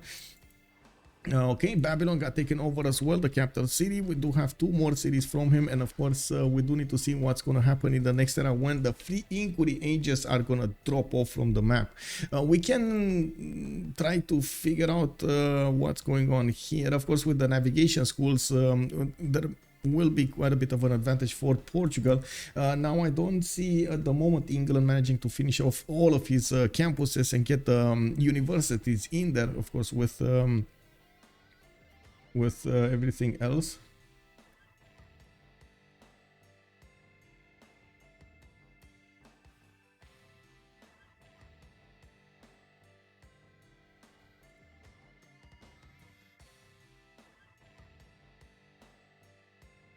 Let's see. Temenaki coming up from Damascus. I do see industrial zone logistics. Curtis Love is positioning more and more bombards so he can defend his capital. He will need to get to artilleries if he wants to be successful to defend the Japanese possible attack with battleships, and of course get to balloons at the same time. That will be a challenge. He does only have 154 science. He needs to go top 3 and bottom 3 at the same time for steel and of course flight. That's going to be quite adventure. We do have Karkar getting attacked here. The redcoats are doing massive damage. The walls are going up in 2, but it looks like that city is down. The redcoats go into the water and then swim to the shores of Karkar, to the walls, taking them down brick by brick. Urallfish only has one more city to take over, and of course that's the city where he does have a spine. He knows there's nothing there. There's no defending army, while most of the efforts of CaptainMorgane did get to move here in Ashuna. Do they know about Ashuna though? That's my question. Or maybe, I mean, maybe they don't really see it on the map as in the mini map, but they will figure out there's a city here, and there's just, you know, there's somebody that needs to take a look at the possible locations for safety settlers, and we're gonna need to see if there's gonna be any kind of support needed for Ashuna to be how to say it, to be defended. We might see these redcoats keep on moving to try to take over Ashuna at some point. They don't really have any more use after taking over the Babylonian main cities. I'm really curious how we're gonna see Mapuche try to develop his empire after this. Of course, he lost a lot going all into his opponent, but he did manage to successfully take that empire down. 25 science and 21 culture for him. 50 production, that's quite bad. Babylon is also going down, so it's right now all up to 2 players, Xpli and SunBro, to go against 3 players from their opponents, Pupumestari, Curtis Love, and Urallfish. They're kind of on only, I think, Arabia with Japan may fight, or maybe Elizabeth I, while England, of course, will have all of that land in the middle of the seas. I do have to mention we do have Xpli with quite a bit of advantage when it comes to the culture, which will open up a silver engineering much faster than anybody else. So there we go. He's actually 2 turns out. He did get the points for the first Congress for the Diplo victory, and I'm thinking maybe this holy site might have been I actually no, it wasn't. I was thinking maybe it was for Mahabodhi temple, but it's not. Did anybody build Mahabodhi temple? I don't think so. I didn't see it. So I didn't see anybody finishing up his religion. Okay, there we go. Arabia, World Church and Defender of the Faith, Confucianism, Shinto. Here they did not finish their religions. But I'm pretty sure Arabia finished his religion with buying of those apostles. So, yeah. Crodelu, hello there, sir. Wait, so England and Portugal have a military together. That's really bad for their scaling. Yeah, I know, right? They might switch. So they need, you know, you can't really switch in the middle of an alliance. So they might switch in the next era. But yes, I do agree. That's quite bad. Panama Canal. Tito's has an idea. We'll see if that's going to happen. Independent Baker Hill problem. Mapuche will just do gold trader now. I do think Killayad should switch towards trading gold. He's actually getting a lot of markets and building up the traders, trading them down. I do see settlers coming up in 2 from Mapu.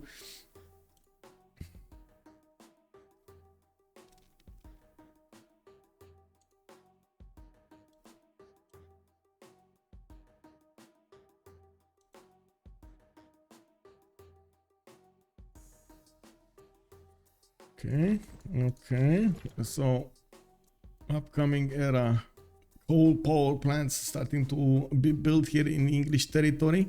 It's getting industrial zone logistics projects. Okay, I do see Marco Polo is also available for them. Wow, Marco Polo recruited 1076. That is a long way. Charles Darwin of a scientist. They didn't manage to pick up actually Newton yet, but I do see the happy scientist is there.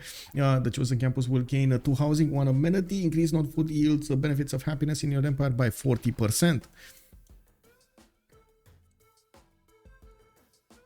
Okay.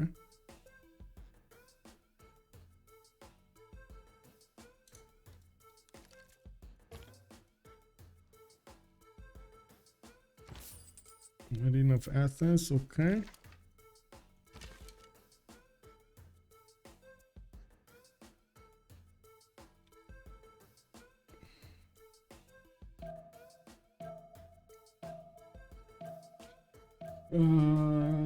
Plato, Stettel Platko, repeat, what? I don't know what you're saying there, independent baker.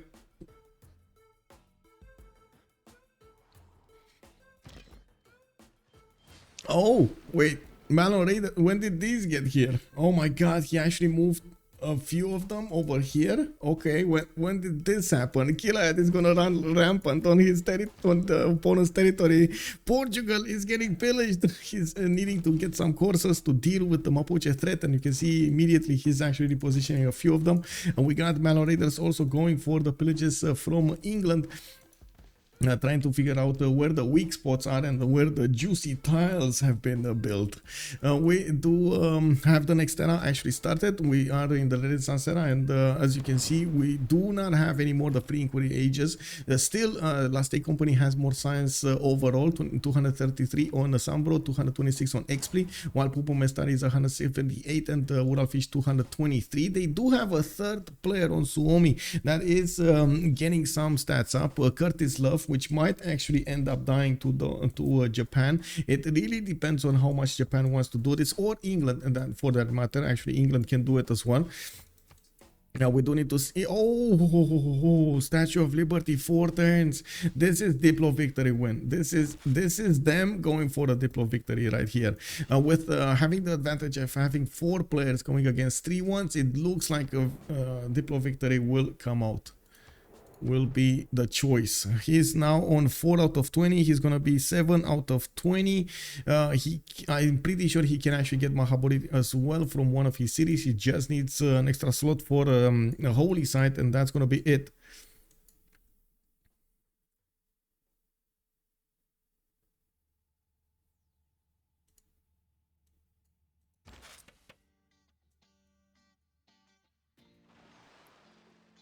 730 gold per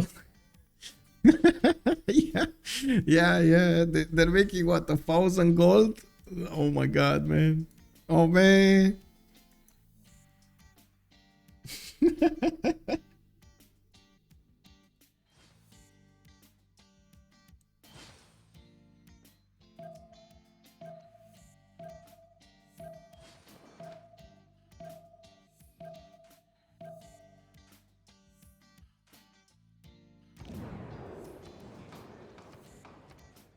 Oh, I need to go B. Jade, I guess. I didn't see that many Jade. No, silver. Let's go silver because nobody's in the Tundra. So yeah, let's go me and then me.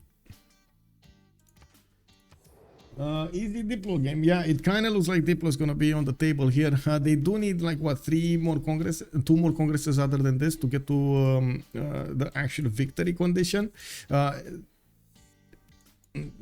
If he manages to get Potala Palace, and if he does manage to get that forest going, that Mahabodhi temple going.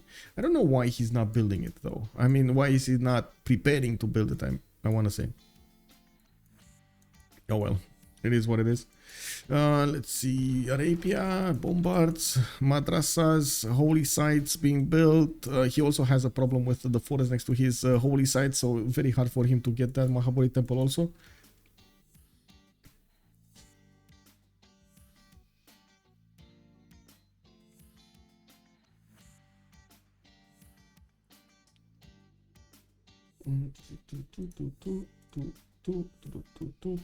Two, two.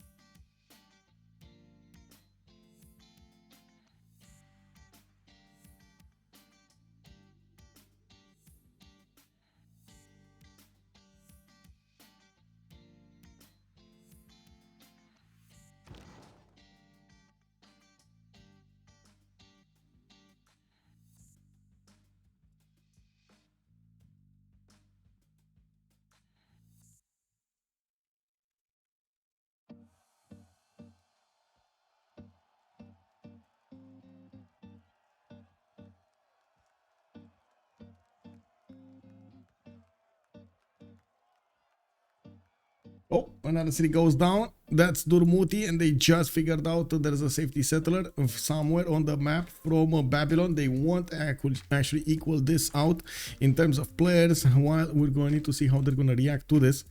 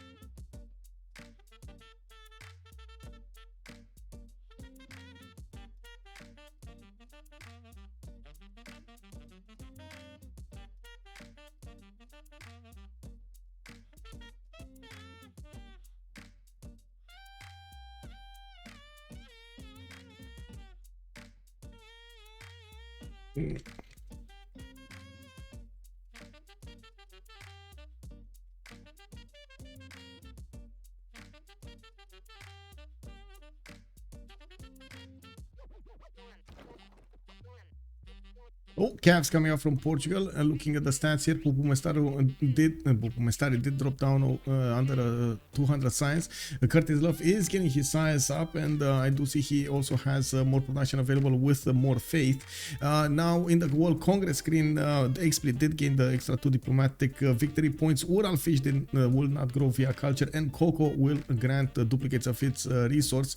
All 3 options, I believe, were won. Yeah, all 3 options were won by Last Day Company. This will be a challenge for them to get the necessary Diplo favor for the next era, and of course you do see they're down to 23, 20, 13 and 16.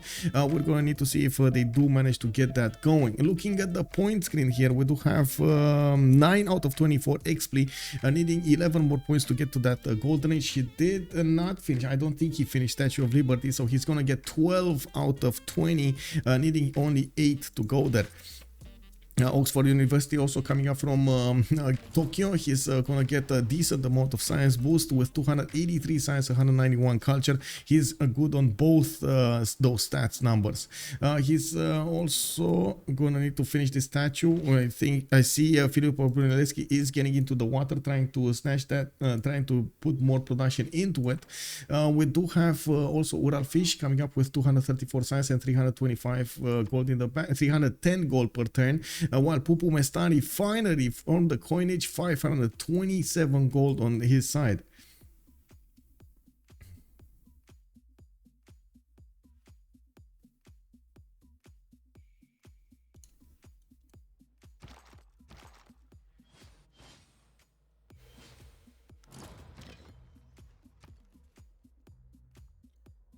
Okay, we do have over here some Mapuche Melon Raiders going to the north. They can't really pillage the traders in the water, but they can actually try to go into the north part of Urallfish's cities to get something over there. 1,000 production on Xpli. Yes, he did. He did 1,086. Oh my god, he has more production than the enemy team combined? No.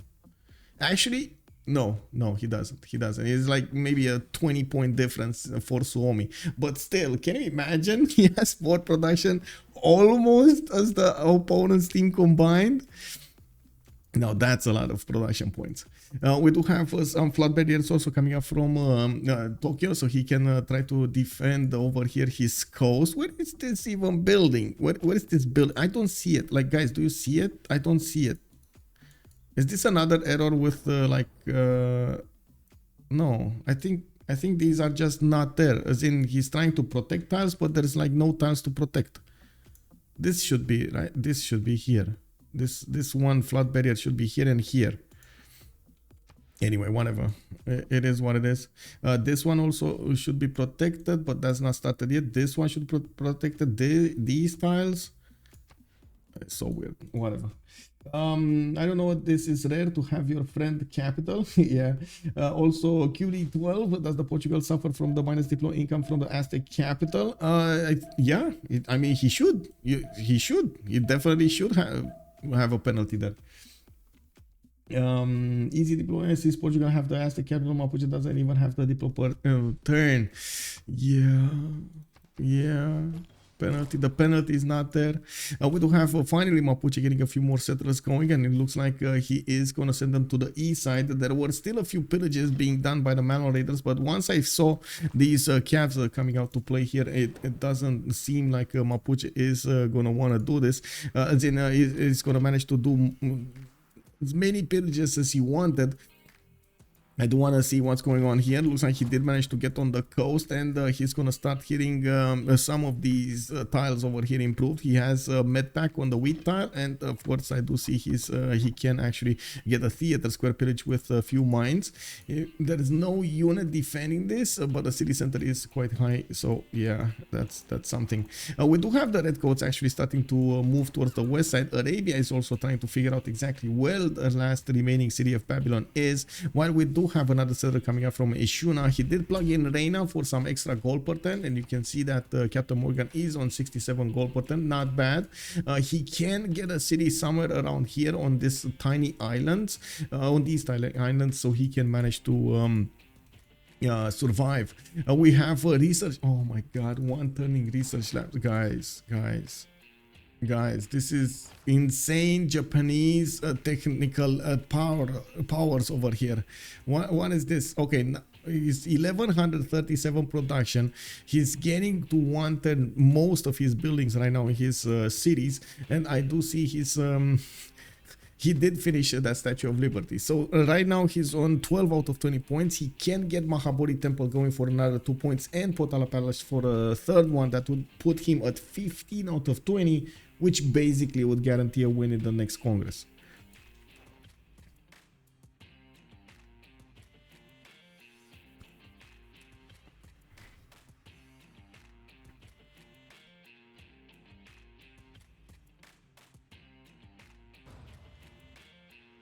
Oh, Curtis Love is trying to snatch that Potala Palace. Curtis Love on Saladin might need to actually try to get Mahabodhi Temple as well. We do see Potala Palace being built in Damascus in 9 turns, while at the moment Xpli did not go for it. We do have Natural History coming up next turn, Flight coming up in 2 from him, and we do need to see if he is even gonna try to put that down. He does have James of St. George. I don't see Filippo anymore. Filippo probably used his last charge on statue, and that's it. Would have been quite important for him to get that going. We do have also Auckland being taken over by Urallfish. He's not going to benefit from that extra production there, and I do see he did plug in 25 envoys. SunBro is the one that was keeping it. While SunBro did get his culture up, he might actually get the opportunity to get that back towards his side. We do need to see if Otsu is going to start building Potala Palace. I would really say, come on, you gotta do it, man. You gotta do it right now. Or Okayama, one of the two. Both of them actually have a decent amount of production going. He did build his electronic factories everywhere, and got the gold power plants going.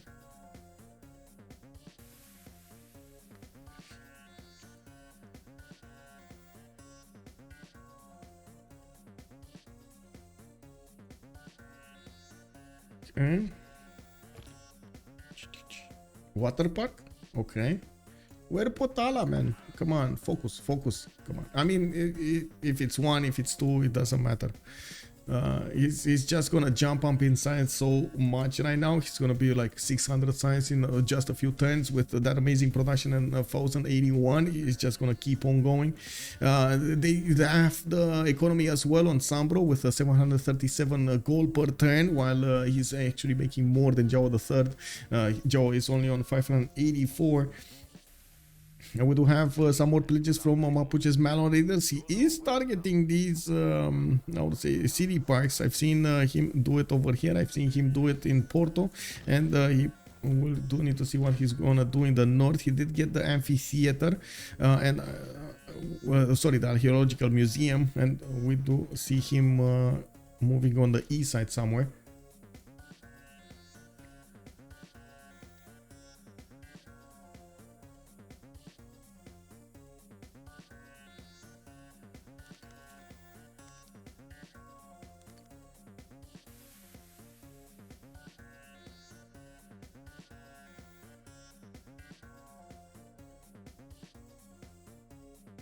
One second.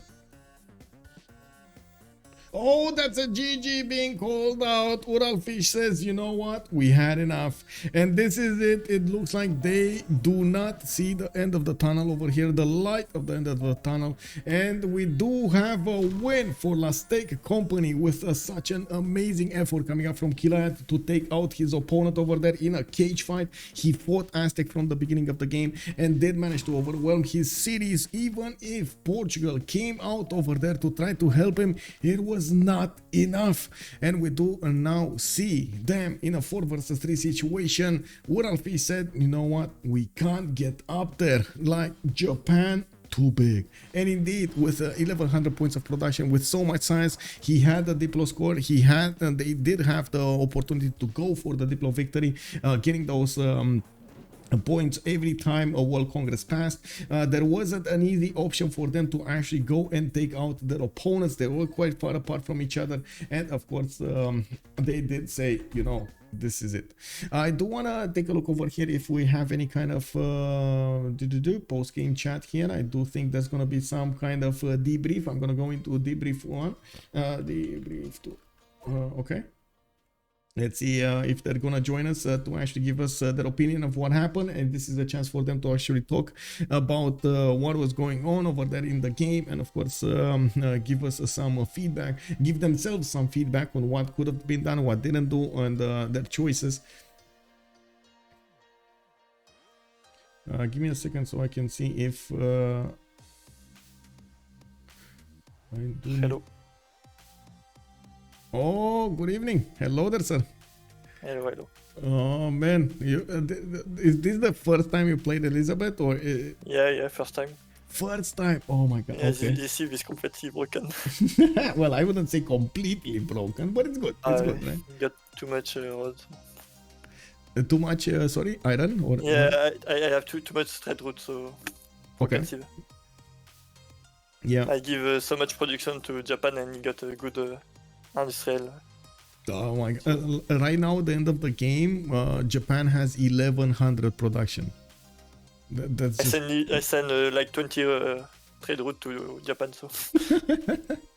Oh, give me a second so I can do something so they can see the channel. Give me a second over here. Edit channel permissions, and I need to add stake. Okay, and wait, there's a and Suomi, right? GG, man. Okay. Hello. GG, well played. Hello. GG, well played. GG.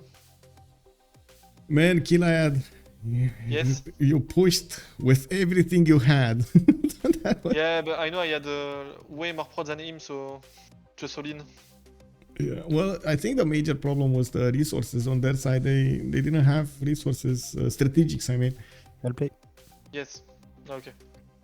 Yeah, we tried to look for them, but we really didn't have a lot.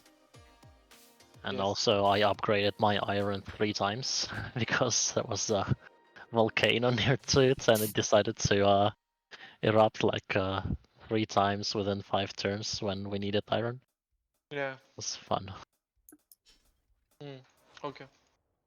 But yeah, still a nice push. thank you.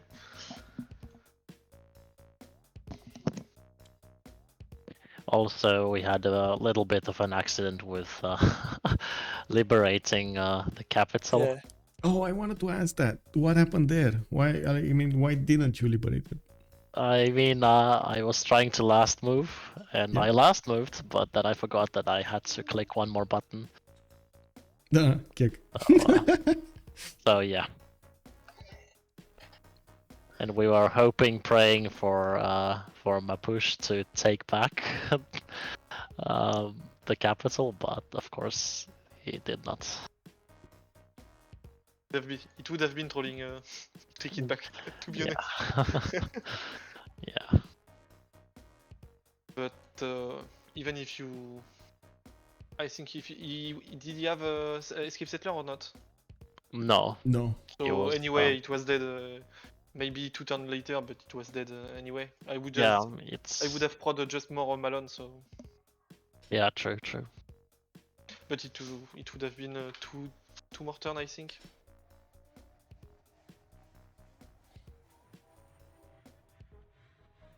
So, thoughts on fighting Babylon and Elizabeth I? Elizabeth I is just broken, to be honest. I don't know why she's open. Well, to be honest, we didn't see that much of a difference between the England. Now, you kind of focus on different things. Like, for example, England did focus on the Red Coast to go on the offensive, so he didn't have time to get the campuses going, but he would have caught up. Yes, but I think they must try to kill Babylon. Or it would just be in a deploy in like 50 turn or 35. But I don't know, she have the trade routes, so she don't need to build that much lighthouse. So she just go ancestral and settle like crazy and just go for the late game. It's like I think the other Vicky team Age. If they are free sim, it's just impossible to contest them late game. Yep. But Vicky is better on naval war. We were actually surprised with your England choice, but I guess she is strong. Maybe. Yeah, she's just- strong. She's nerf on the next patch on BBG, and the nerf is quite strong. But these early roads is too strong, I think. I If you are remember. free sim. I remember playing her once, and then I got the admiral that doesn't give you trade routes. Ah. Rip. Yeah. Ah yes, you got Anan? Yes. Okay. That was a bit of a surprise. I think I projected like at least once, and then no trade routes. Kinda unlucky, but when you have it and your 2 first cities have trade routes, ancestral, and you just settle, it's kinda stupid. Yeah. And it's Vicky, so late game she has electricity and holicity and full prod. And just to let you know, he has 18 trade routes. 18. Something like that. 18. Yeah, it's just stupid. How many do you have, England? Or Portugal? As in, yeah. I actually already left the game, but I think I had like 15 maybe. Okay. Okay. And Vicky has a lot of trade route because she killed Babylon, so Yeah. it's not really relevant. But Well- it was kinda fun. It was fun. It was fun to watch. And GG, well played, guys. And GG. we'll see what happens in the next weeks. You have quite a few Yeah. games to go. Yes, I don't know. Yes, I don't remember how many Yeah, we still have Wednesday. to play. Our last game. And Wednesday. Oh, Against hello. I don't know. LDK was Yep. watching from the back scene over there, just seeing Yeah. what's going on. Yes, I start to Yeah, see yeah. at the end. And he lose too much game, so you have to bench him. Nice. Yep, GG is always fun to play against the better team. GG, guys. GG. GG will play. Thanks for the game. Yep. Thanks for Have a good evening, guys. Good evening. So there we have it. We heard from both teams a little bit. We heard their impressions of Elizabeth first. We also heard that there will be a nerf in the upcoming BBG patch before the CWC. We do know about Babylon. It doesn't look like they actually were considering Babylon that hard. Or that bad. We did have Last Day Company managing to get a win and another one of these points on their belts here against Suomi. We're gonna need to see what's gonna happen in the upcoming weeks, and of course stay tuned for the upcoming games. This one wasn't actually scheduled on my Discord because I only knew about it a few hours before, and I do hope we're gonna actually find out about the upcoming games a little bit faster. But do check out my Twitter on OnSpotTV Live. You can actually always take a look at the notifications over there for for my games. I always do an announcement 1 hour before. Have a good evening, everybody, and I do hope you had a good good time with us. I do also hope if you're coming up from YouTube, you're gonna throw this thumbs up, and I leave a comment down below. Hopefully we're gonna see each other on the live stream on twitch.tv/OnSpotTV, and you're gonna have some fun with some Civilization 6 gaming. Bye everybody. Have a good night.